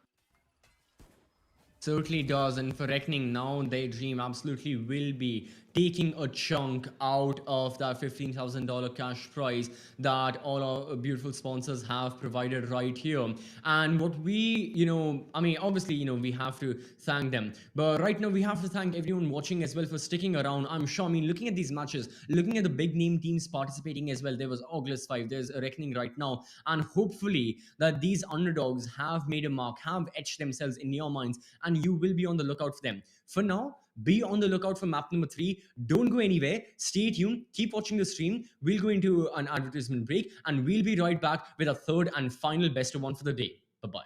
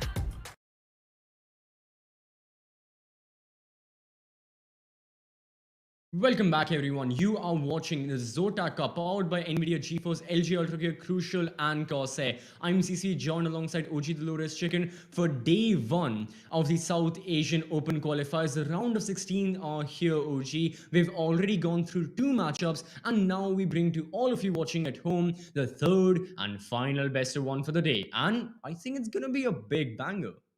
Yeah, hopefully, man, because we started the day off quite slow. Not gonna lie, it's been kind of landslides. So ending the day off on a good note. Sometimes it's not about the way the book begins; it's about the way the book ends. So hopefully, day one will end on a good note. I'm hoping for a close one, man. Let's see it sweat. Absolutely. And looking at the two teams, all 10 of the players, I think it is going to swear. I think these players, considering it is a best of one, considering there is no safety net whatsoever, this is do or die for both the side of Team Exploit and for the side of Team Valor. This is going to be a banger, like I just said. I mean, Team Exploit, as of now as well, one of, if not the best team from Pakistan. Team Valor as well.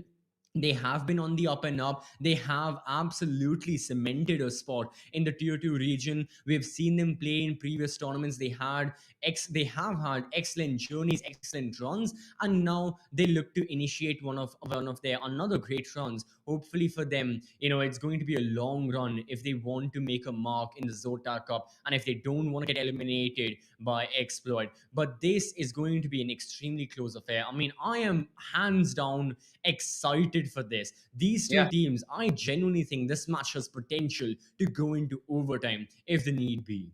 Yeah, so it's gonna be the map of Split, and let's quickly head to the agent select because that's gonna be half the story for us, right? Right. On the side of Valor, we have Bullet taking up the Sage. We have Buster with the Killjoy, JN on the Jet, Hoax with the KO. Again, at least on a map like Split, KO does make a decent bit of sense, but I also understand the reason for Sky. In avenues like Split, getting guided flashes is a huge thing, right? Like a setup from mid to B heaven or something along that lines. So that's potentially what I was hoping to see. On the other side, though, from Team Exploit, we have the Sky coming in from HSB. We have Soul playing Viper, followed by the Raze, Astra, and the Jet. So the Astra is going to be a recurring theme for today. More of a cry for all those Omen and Brim mains saying that, why me, man? I think both of the rosters, the lineups they've gone for, they're pretty interesting to say the very least. The side of Exploit, they've gone for Astra Viper, double controller, double duelist, leaving aside the Sentinel. So, we'll jump into the game as well. We'll have a look at the players, and let's commence off the pistol round as well, because I genuinely think this is going to be by far the match of the day. So coming back to the composition of the side of Exploit, yeah, it's pretty interesting. No Sentinel. We have seen this before, not just from Exploit, but from teams all over in South Asia and all over the world as well, of various competitive tiers. Pick Astra Viper double duelist, especially on the map of Split. Meanwhile, for Valor, they have taken double Sentinel. So they are going on the entirely opposite spectrum of what Exploit are going. Exploit are going to use their controllers in a way as the Sentinels as well. Looking at the snake bite on Viper, looking at the gravity wheel on Astra to slow down the attack. Meanwhile, Valor, they are just going to be using all of their Sentinel utility on their defense, and on the attack, they'll be relying on the KO and Jet combo to make way. Yeah, information though, going the side of Valor. So they have a good inkling as to what's up at mid. Bullet's wall gets picked out, and this crossfire is deadly. I'm just wondering if Hoax is going to play this one more conservatively. He can't help Bullet in time. There we go. He's going to play this one from close to that rafter angle. So it's going to be him taking that first contact. The suck is perfect though, and it reveals the setup. They know the setup that they were about to walk into. They isolate that frag and they fall back. Textbook stuff as now they commence their push in. They don't clear Hoax's position though, who could spam his way through the smoke for maybe a couple more shots. He dodges the tail base, has JN right behind him to provide cover. Pachasal down at the side's gonna watch the push in through main, and that's King aptly dealt with. They know Abdur is around the corner as well. Oh, he goes for the spike and he gets punished. Pasha Sahil heads up play from the Astra as HSB comes up and makes amends for whatever his team lets go for. Buster, timing is gonna be his friend, and his angle is completely blindsided by HSB's position, who pulls off a quad. Beautiful play. That was a Sky whose limit is right up there. Certainly. So as high as the guiding light can fly in the air, that is just the skill ceiling of HSB. That is his mechanical ability, and that was his aim that we got to witness live right now. 4K, that too in the pistol round, that too with 13 HP. That is not something to mess around with. Valor, they have their work cut out in front of them. They know this is not going to be an easy fight, but at the same time, Exploit know the same. Both of these teams are well aware of each other. Both of these teams have surely met up against once before, at the very least once, if not more times as right now. Shooter, he'll be meeting up against multiple members on the side of Valor, and HSB and Shooter, they dispatched the defenders yet again. Pasha Sahil pushing through B garage. He spots King, but King's bullets will find the Astra first. Valor are down to 2 members. Considering this is their eco, I mean, I don't think they'll mind it too much. They went on upgraded pistols, but regardless, a simple win for Exploit. Yeah, and GN does get that orb as well, Enemy so remaining. he's able to find that frag on a bus. JN has a nice smile on his face. He's like, me want it, and he's gonna get it with the shorty. JN, that Spectre could have made things ugly. HSB survives, but with the scar, still survives though, 2-0, as they keep 4 members afloat. They don't let much damage be done. They don't let the side of Valor even get their ult game synced up. So this is good stuff. This is nice stuff. Let's see how much of it we're gonna get to see, as now it's gonna be the true test. To some extent, TE are still gonna play this one a bonus. Yeah, Team Exploit, considering that they didn't face a lot of casualties, they'll be extremely fine with that. And right now we'll be seeing that mainly from the side of Valor. Look at their A defense. It's pretty prominent. They're not focusing a lot on mid. The KO, he can be moving back and forth, as the Sage also from B Heaven moves on her way over to A ramps, and 4 members from Valor are on A, exactly where Exploit are pushing. This is not going to be an easy execute. Shooter has dived his way into the bomb site, but a spike has been dropped, and Valor are dropping the bodies of Exploit. Oh, Shooter is God. the only person alive, but he is making work of the defense. He is still there. 1 versus 2. He is watching the defensive spawn. He spots Pasha Sahil. He spots Bullet. He's down to 10 HP. He has bullets in his magazine, and yet again the shoulder peaks there, and he's waiting for either Bullet or Pasha Sahil to show their faces. Pasha will be the first one to probe. Shooter, he is walking through. Does he check the corner? Is it going to be a double peek? It's going to be a single shoulder kill for Pasha Sahil. Wow. He just comes in with the drill. Boy, that's a huge bill as well, because considering the fact that it was the bonus, Team Exploit, they did a decent bit of damage, man. You have the Blade Strim up and running as well, so a lot of resources that they can now put to good use. The only question is it going to be handed to them on a freebie? Or are Valor gonna make them work for it? Of course, the KO is very resourceful in that sense, right? As soon as Shooter whips out his Blade Strim, there is a position where it could be taken away momentarily, depending on what the KO decides to pull out. Either his ultimate or his knife. For now though, any sense of comfort towards B Heaven taken away really quickly. That wall, a part of it got shredded to pieces. And this is drawn in rotations from Valor. JN, Blade Strim up and running. He's going to try to play this one a little aggressive at mid, and timing is going to be his friend as they've just relinquished mid control. It's only King watching out for anything aggressive, but both towards the event aggression side and towards B Heaven. So it's not going to be an easy task for him, as he has only 2 eyes but 2 positions at the same time. Pasha Sahil, he's been instrumental at the hold, and I think he just spotted JN, but perfect time on the beat. Bullet, he read that like a damn book, and I don't read books much, but if that's what's going to do to me, then sure, my friend. Pasha Sahil on the hold. Beautiful transfer! JN, a knife in the back of HSB to send them back into the next round, 2-2. And that is the equalizer coming in with good closure as well. Valor, they're in it to win it.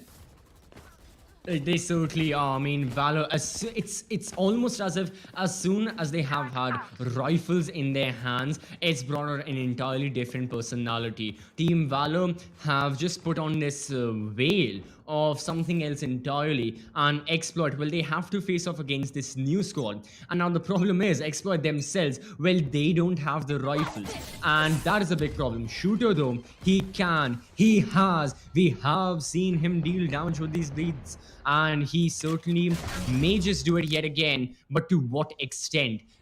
Can this be the deciding factor for the side of Team Expert to win this round? Because if he fails, then I think this round will come to a crumbling end. And already we can see that's a double from Buster. That was one trade. However, JN was there to quickly refrag it back. And now Expert are down to 2 members. The good thing is, they have retaliated their way, and the even better thing is, because the spike was still very near attacker spawn, Valor still don't have the best idea as to where exactly the spike is. They are praying it goes towards A, and it surely is. Jen, he has spotted both members visually. He dashes away because he knows everything from Exploit will be expended right here on A main, and he is correct in that judgment. He gets one, he does get traded out, and now HSV is all alone, no more. He joins his friends back in heaven. Yeah, 3-2 now. It's gonna be the sweaty game we asked for, right? We're getting it from the very beginning, my friend. I think Buster is dangerously close. In fact, he does have the lockdown on the back of that play. So a lot of ultimates now available to either side. Sorry, not either side. It's only on Team Valor, as the Bladestorm was used in the round prior. I'm only worried about one thing now. You have the momentum sway going this hard, right? It's going to be the operator that's going to come out from JN. Now, this could be crippling alongside the KO who denies information as they walk into the unknown. They get sent in. Oh! That wall kind of ruined Hoax's chances to survive. Oh no, that's a Sag play right there. No heal. Oof, that hurts. Buster was phenomenal on the defense the last time around. Is he gonna be equally potent from a different angle? Beautiful job to get the frag on Soul, and it looked like he almost had the transfer, but Abdur keeps his team in it. JN, he's found the downtime. He's found the avenue to strike. And once he strikes, he's gonna make no mistake. Shooter refrags. Beautiful shot. Down A. JN. He is packing this like this might just be another order. And holy hell, the shorty. He's like Salt Bay at this point. He wants to rub salt in the wounds. Pasha Sahil, Last player standing. he's gonna leave it all up to JN. 30 He does seconds not have that tailwind available, so can't do the aggressive shorty play. Although Abdur's HP being so dead low, JN drops down, collects that frag, goes back up to collect that operator. Whew. That was beautiful from the top to the bottom. JN, from the very beginning of this round, his rotations is what net Valor this crucial round as they remove the guns and remove a little bit of the hope that was there in the first half. Right now, it's looking like Team Exploit are potentially running out of ideas and running out of funds at the same time. Funds, I'll mention that later, but their ideas, I think the main thing is Valor have absolutely cracked the code. They know whatever happens during the initial stages of the round, how many ever casualties are there, how many ever people die, whatever happens. In terms of map control, the side of Team Exploit only have 1 or 2 backup plans. That is to either go onto bomb site from A main or B main. They ever really use the side of mid or There goes the party.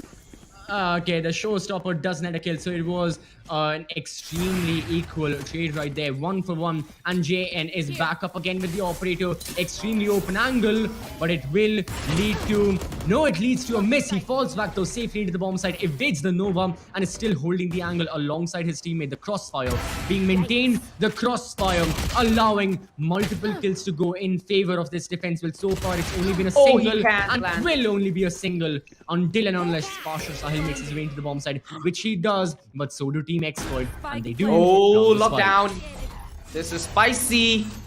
Let's see what they do. Team Exploit, are they going to play this one aggressive or passive? They need to take the fight and they need to stay alive. They do both at the same time by falling back outside the lockdown and releasing Seekers. They know exactly what Buster is doing and what exactly the play is. Alarm bot destroyed. Buster knows that there's one up close and personal. What? He thought he finished that kill off, but it's not the case. The guiding light, the tap on the bomb, it buys a little bit of aggro. With both players being so dead low, it's possible here. Buster, a half stick is what he was going for, but the aggro, it doesn't work. Right time, 40 HP left. A shot rattled off. It's all about nerve. Oh my HSP, the hero and savior, as he exploits through the Valor. 4-3, they're inching close and close to that equalizer.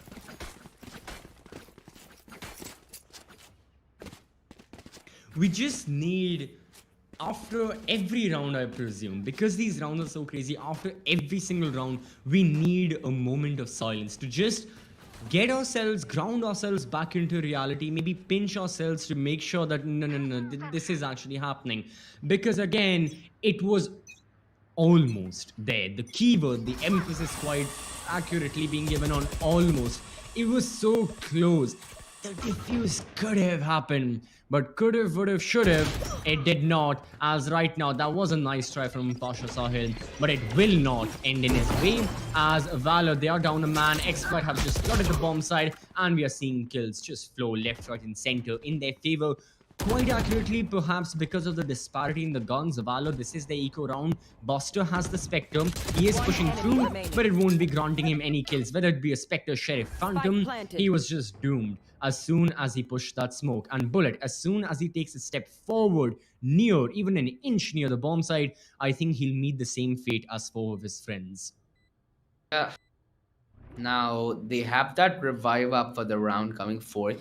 Again, at this point, it was just pick up whatever sticks and stones, see if you can just maybe make a dent on Exploit's bones, which wasn't the case whatsoever.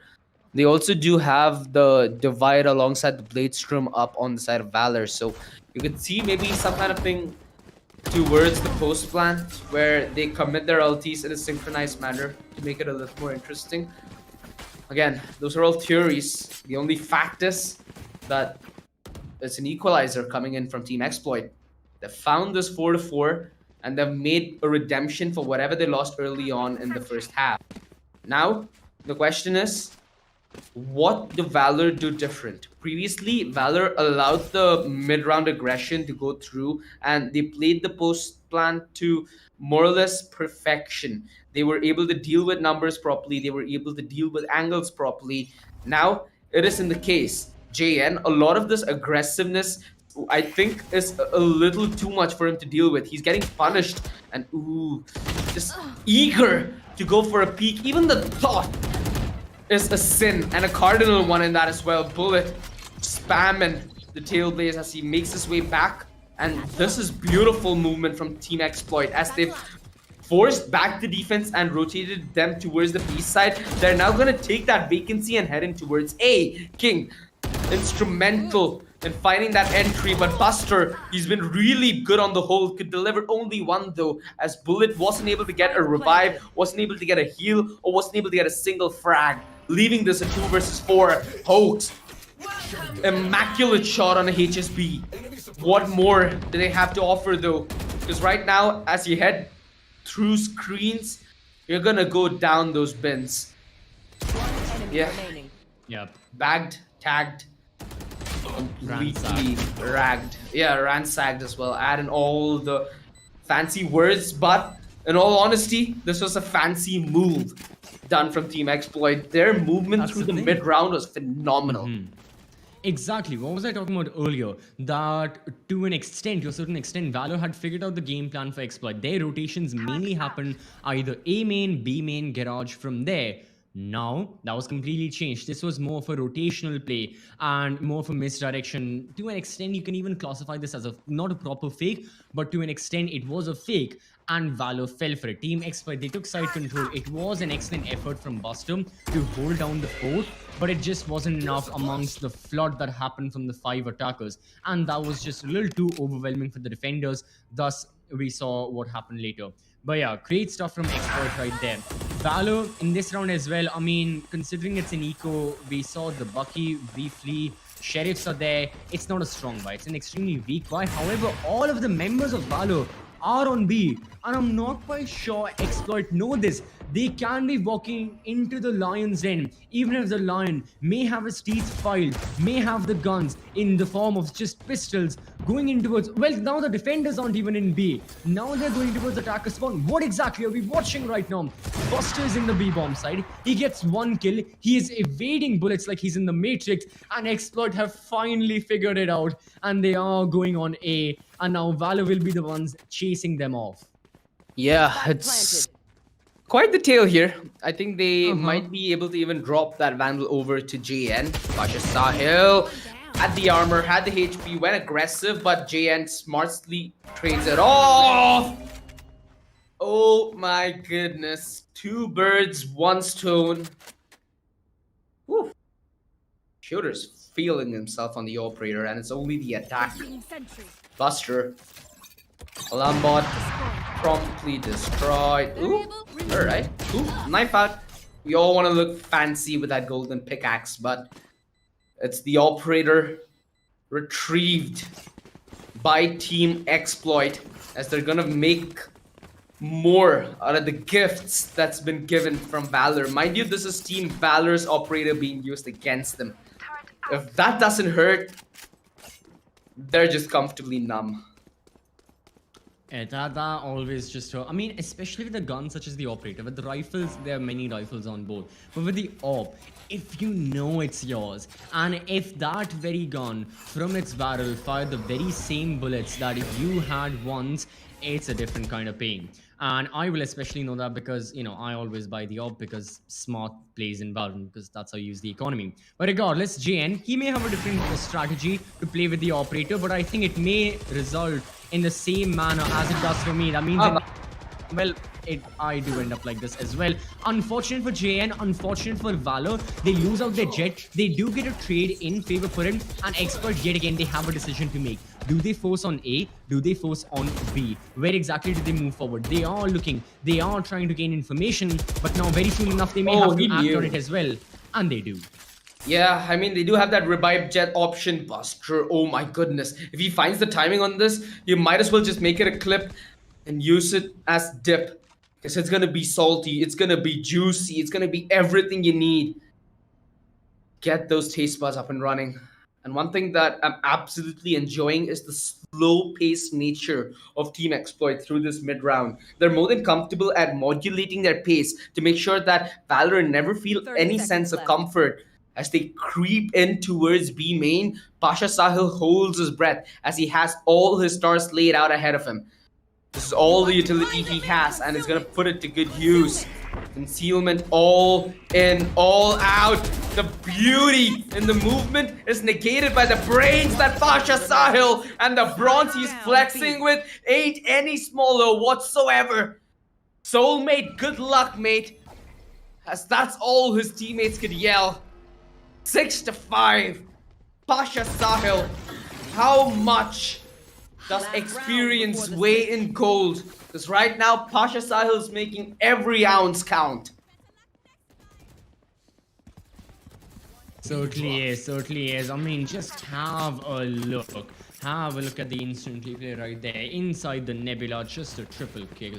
very, very quick. And now we move on forward to the final round of the first half. You can buy everything. The credit economy doesn't matter too much. The alt economy, though, for Valor, I think because they have 4 alts on board compared to the 2 that Exploit have, they can use that extra bit of those ultimates to their advantage and etch out a 6-6 on this half. It's not the best considering that Valor have double sentinel on defense.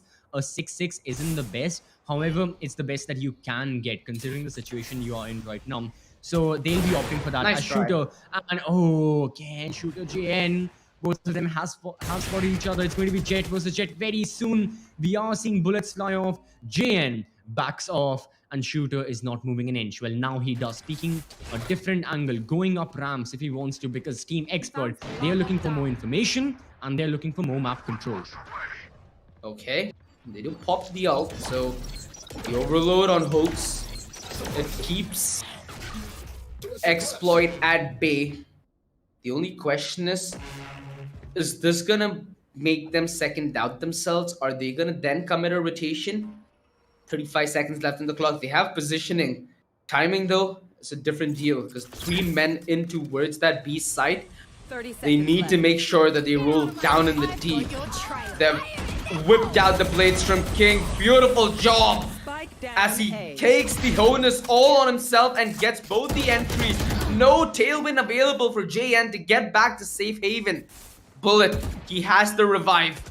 He needs to come up 10 clutch. seconds left. He needs to make the Spike difference planted. where it counts. Pasha Sahil has the divide as well. They could just recompose before they do head in. Pulling them in. The utility used to push them back. The revive used to draw in the peak. And it's all going the way of Exploit. Bullet gonna force the issue. Nobody looking his way. So finds the composure and finds the trade. 7-5. Switching sides. Is this gonna be enough for Team Exploit to push it to the finish line? They've walked out of the first half with an advantage, but by no means a sense of comfort. Certainly no. Yeah, I think both of the teams have to be well aware. One of the most influential rounds is going to be the pistol right up and coming in front of our eyes because of the fact that the implications it has, the anti-echo. This 2-round bundle deal can absolutely be the deal that these teams need to seal the win for them. And again, keeping in mind this is a best of 1 single elimination, you have to be aware of the fact that you have to take everything you can get. You cannot make a single mistake. If you do end up making mistakes, make fewer mistakes than your opponents, essentially. As right now it is going to be the defense of Exploit. They do have a lot of footfall towards the main. The Killjoy turret is going to be destroyed very soon. I think Exploit are going to take their sweet little time destroying the turret. They still have 3 members on B. So what Valor are planning right now will take a bit of time to dispatch all 3 of these defenders and then take side control, followed by the spike being planted. And keeping in mind that Valor only have a single duelist that is going to be, Jane on the Jet, they have to be extremely, even more cautious than Exploit were in their attacks because they had 2 duelists. And for the side of Valor, they don't have that luxury just yet. So they are going to be backing off and hoping for a different plan. I'm not really sure what the strategy for Valor is. They are engaging in gunfights. They are getting tagged, but they're still not moving forward or back. Yeah, at least for the side of Valor, it was the Sage who hit a lot in terms of damage, so she's able to heal herself up. 30 Now seconds comes left. commitment though, and the wall. Oh my god, up there! The ghost! He's making them literal ghosts as their One enemy only remaining. voices in their heads. Pasha Sahil, Blinded. a hero. This a heroic play is required, but a hero, that's not what he's gonna be. HASB removes any kind of hope from the back of his mind. Abdur, usually, being an Astra, you need really big brains. But man had really big ambitions and he made it work. That peak was so risky, but the rewards, he reaped all of them. He certainly did. And his team will have sown the seed. Not only did they reap the reward in that round, but in this round as well. Multiple crops can be harvested. Multiple rounds can be harvested because of that. This one being one of them, because well, Exploit are now on the anti-eco with Spectres. Meanwhile, their opposition only has upgraded pistols to their name, and one of those upgraded pistols, alongside the body of Buster, has now been dropped. And Team Valor, they are dropping down and down, nearing the end, nearing the loss of this entire match. If they don't get their act together, they may take the entire loss with them, as in this round, well, it looks like it's going to be a flawless round. It will be. King surviving on 6 HP. Well, his pain shells, they did a lot more than that, than 6 HP. The body of JN, and that means Exploit in a flawless manner. Like I mentioned, they win they win the anti-eco. They're just going to have a complete bonus round, except for the operator that is now in the hands of Shooter. But even with that, Exploit are looking fine economically. Not that bad. After, regardless of what happens in this round, they certainly can afford rifles in the next one. Yeah, here's the thing about the bonus operator though. It helps you get those early frags, it helps you get crucial frags, but if your teammates do end up taking fights and going down, the save, that's exactly what you might need to go for. And something that might not be an option from time to time, depends on your situation. Pasha Sahil, he's been smart throughout. Ooh. He's been great with his aggression, but his passive play, it nets him 1 frag, and it's on Soul. So that's essentially the Viper out of the picture. King, the nade could be phenomenal. The suck, it doesn't catch them in the nick of time. The bird, it could have been a little better. JN, No charges left. he tailwinds his way in towards the rafter, and is just a dissection of the defense performed by Valor. Exploit. Is he gonna be able to land a shot through the woodwork? I don't think so. And this might just call for him to save. Who's here though? I mean, he's on top. Oh, what a shot from Shooter. And now here's Abdo. Oh no, he falls, and now I think Shooter's really in a bit of a pickle, because he can't progress forward. He has to fall back. He is still gonna go forward. The operator is shooting, but not at people, at machinery. And those people that are not getting shot at, they will shoot back if they get the chance, but Shooters isn't going to let them. Exactly what you were saying, OG, about saving the guns will be the scenario right here. That is going to be 1 less gun on the side of Valor, and that is going to be the 6th round for the side of Team Valor. So Exploit, considering it was their bonus, they got 4 kills, good. They saved the operator even better, but now they have to win this round. Otherwise, Valor, they can start building up their lead. More so, they can start building up the momentum to eventually build the lead and overtake Exploit in the amount of rounds they have. Yeah, so it's close to hitting double digits. They have the operator. Like you said, the previous round was a bonus, right? So they're going to be able to reinvest fully. They have their buy coming in. If I'm not wrong, there is Abdur already popping with his ulti. So if they need to buy time on the holds, or if they need to choke on the retake, it's more than viable and feasible in this sense. Team Valor, it's gonna be a jog back, a marathon is what they need to commit to, and they need to pace themselves accordingly. Every round's gonna count, and right now, the setup, they were looking to get a little aggressive towards A, but it's all been put to stop by Soulmate. This might just be the empty A side they walk into, but that Astral Divide is gonna cause different problems later on. Pacha Sahil though, he finds the frag on King, and it's a crucial frag as it equalizes that man deficit that they had prior. The spike going down, and this might all come down to utility that wins the gun round. I mean, especially in this post-on scenario with so many members of Valor, with all of the members of Valor being at the back of the bomb site, Exploit really have a chance to deal damage, and that's exactly what they'll be dealing. That's 2 casualties without any repercussions. That's the first kill. That's the second for the side of Valor. However, it won't be enough.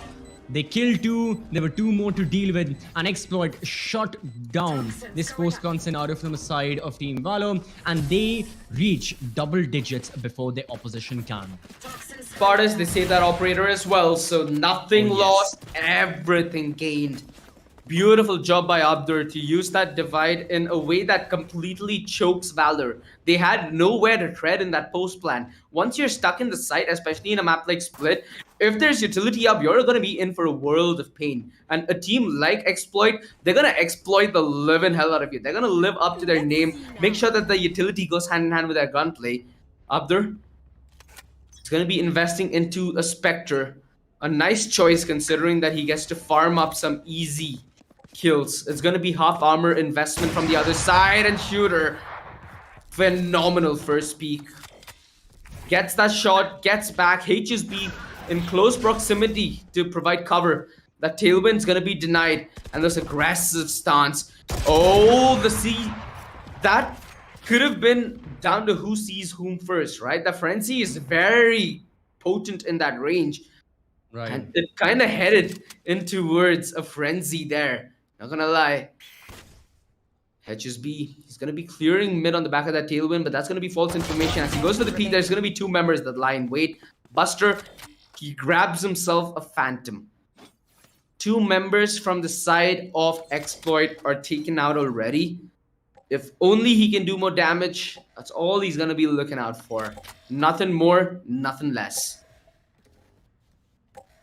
He has to. I mean, Valor have found themselves in a scenario where they are desperate for anything, and whatever they can get their hands on, they have to use it. And if it be deal damage, Buster had to try that. In this case, it won't be going to plan if that was the plan. So Exploit now walking in over to potentially their 12th win. I mean, this round is going to be far more of a closer fight. Valor, they didn't have the best of guns, they didn't have the best of buys, and they were up against Phantoms, Vandals, and an AWP. So now Valor can invest in a lot. And ultimates as well, they are going to be starting to play a bigger factor.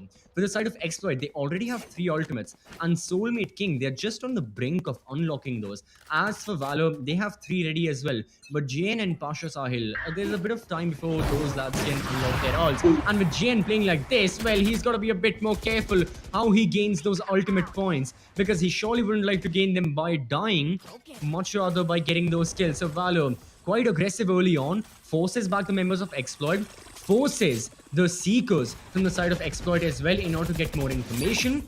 And, well, that leads to the first kill, going in favor of, well, you guessed it, Team Exploit. Thing though, Team Exploit progressing through main. Meanwhile, it's gonna be Valor recomposing, rendezvousing outside mid, and then committing to a hit outside B. So this is somewhat tactical, but if it plays into their hands, it surely has to be on the back of timing before the rotations come in, which seems like they're a little out-timed already. This lockdown, I'm interested now. What's the rotation going to be like? Is Pasha Sahil going to be playing towards the back of sight? It might just be the scene bullet.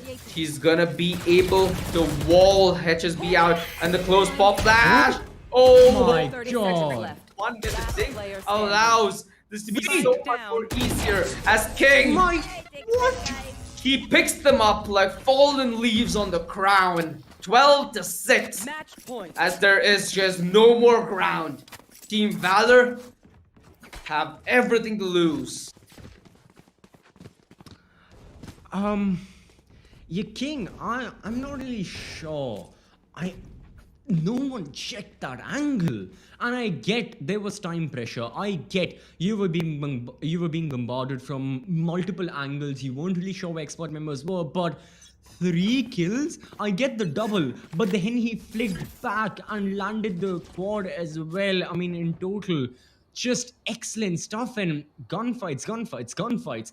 I think there's a pretty clear pattern. Exactly what we're seeing that is allowing Exploit to win these rounds. Now Shooter, yet again, he wins the opening gunfight, peeks back the same angle, downs another member, and now King joins the party. That is the 2.5, and oh my god! Defenders win. Is that really how Exploit put an end to this? Yes, that is a flawless way to end a great match from their side. Holy Jesus. What a way to end it.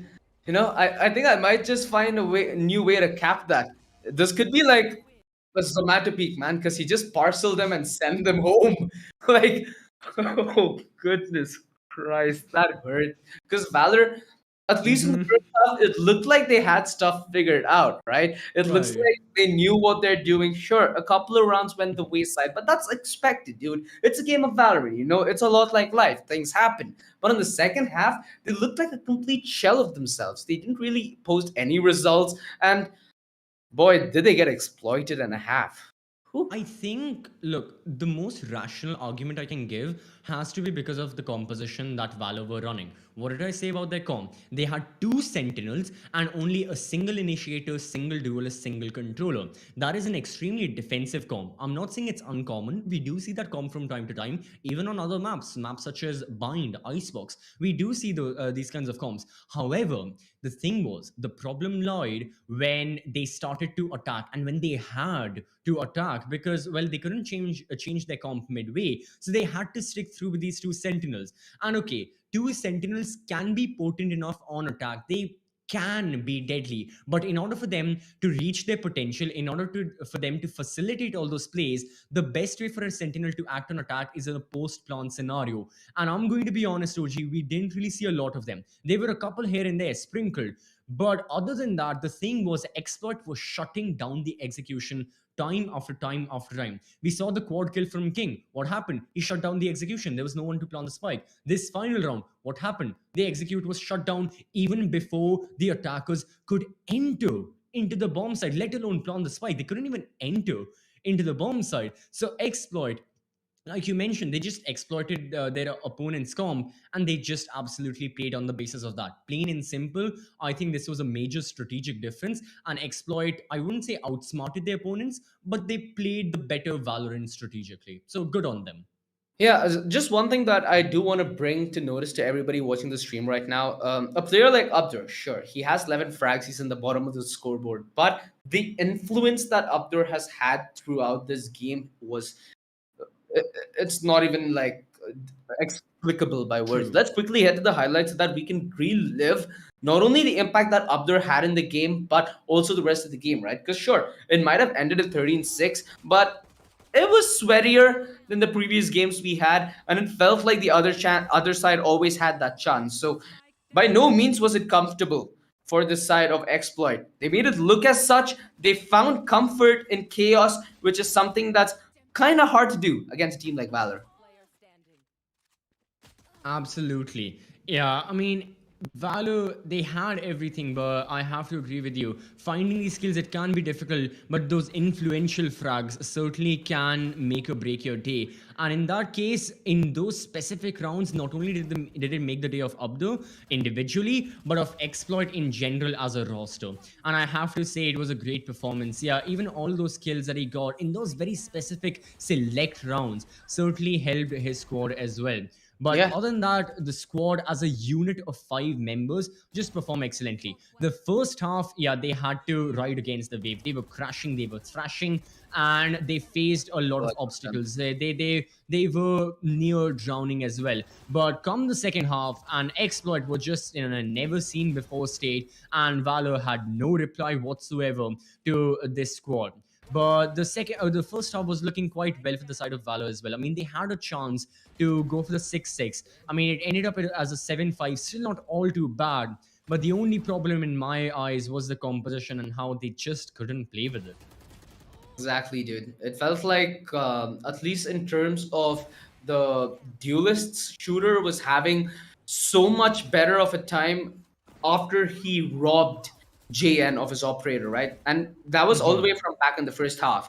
He felt really on point, and ever since he landed his hands on the sniper, it just never looked the same for Valor. They never just stood the same chance thereafter. And of course, close this very close situation, Buster, it almost ended up going in his favor. And these are the small crucial rounds that change the bigger picture of things, CCV. Sometimes, Yes. even though it might be 13-6 on the leaderboard, one round can help you net 2 rounds more. That's just value on investment. And, I'm not saying invest in rounds. Like that's something that That's anybody betting. should know in terms of playing the game, you know.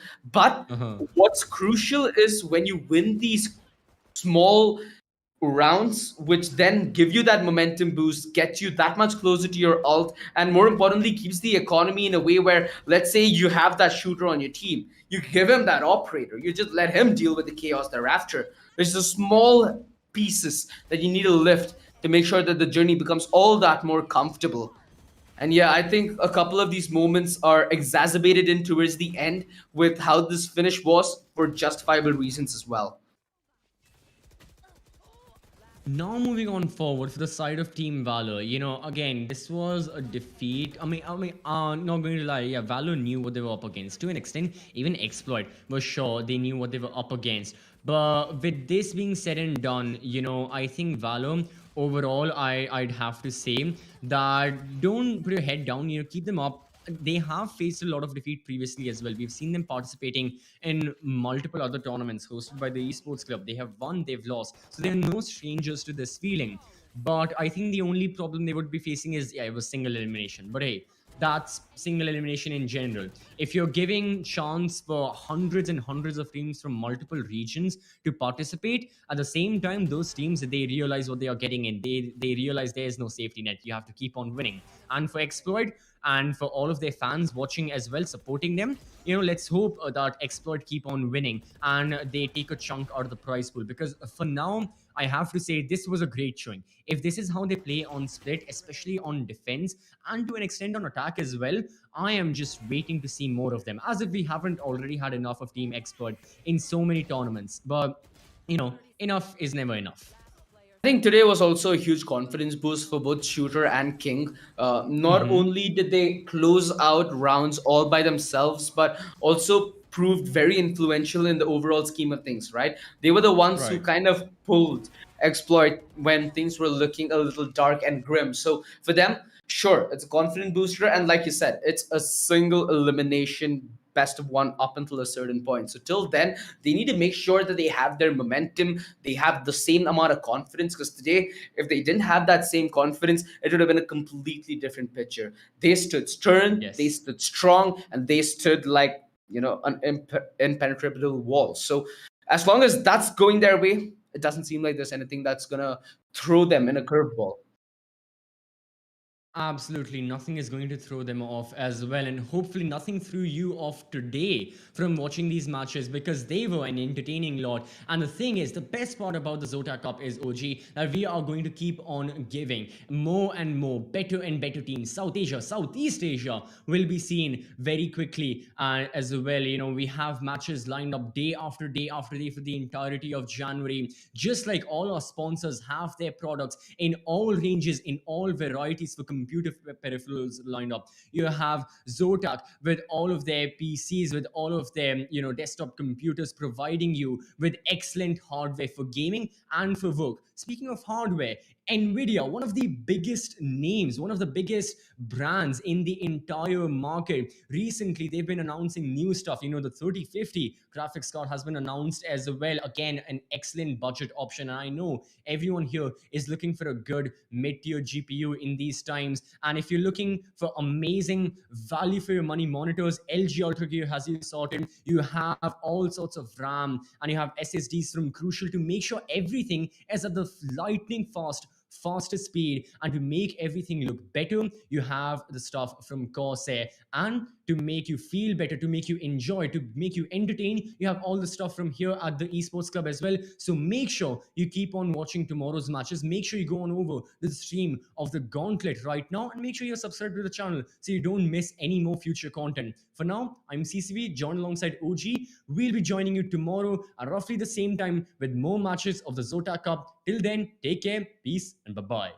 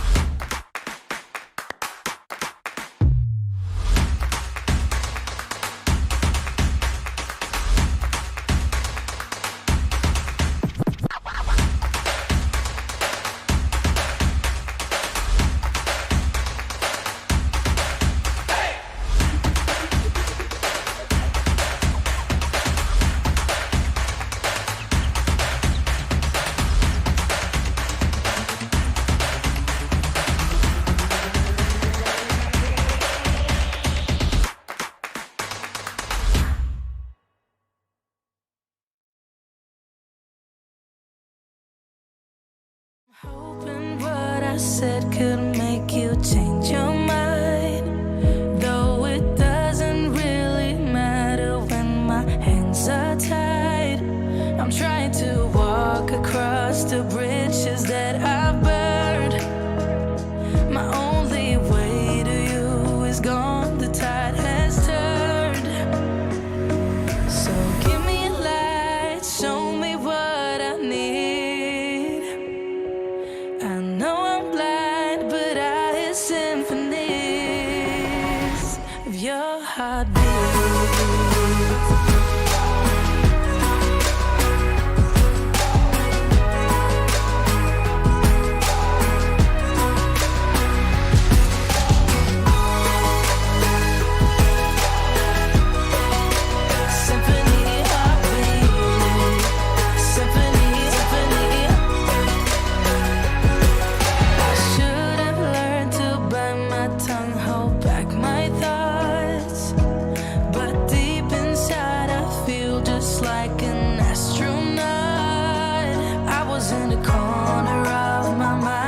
Trapped inside, I forgot to look beyond. I see the other side.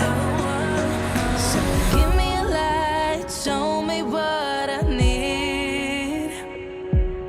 I know I'm blind, but I hear symphonies of your heartbeat.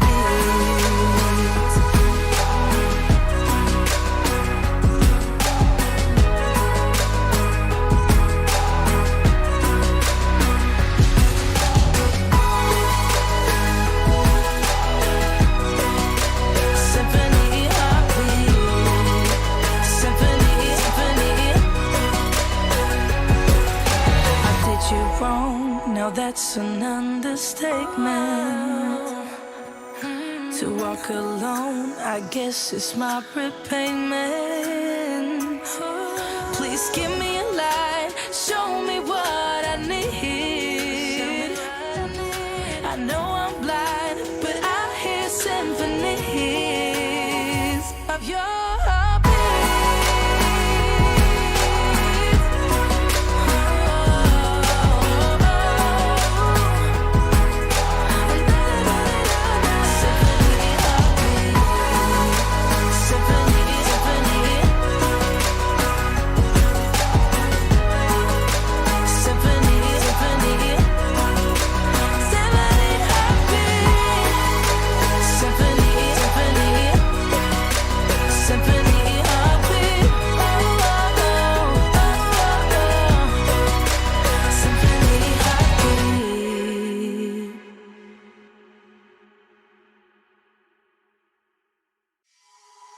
I'm hoping what I said could make you change your mind. Though it doesn't really matter when my hands are tied. I'm trying to walk across the bridges that I've burned. My only way to you is gone, the tide has turned. So give me a light, show me what I need. I know I'm blind, but I hear symphonies of your heartbeat.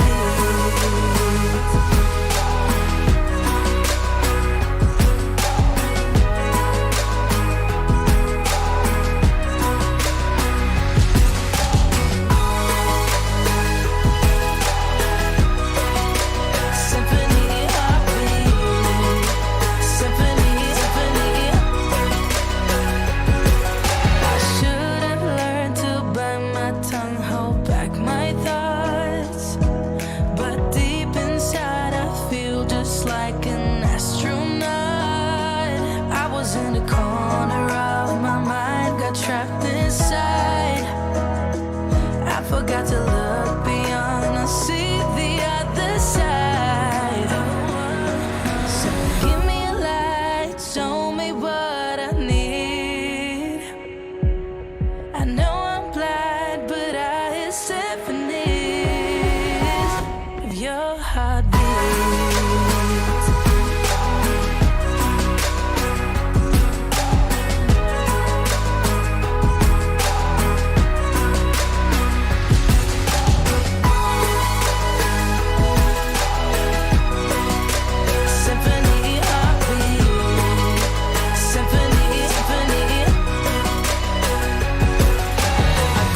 grown, now that's an understatement. To walk alone, I guess it's my repayment. Please give me a light, show me what I need. I know I'm blind, but I hear symphonies of your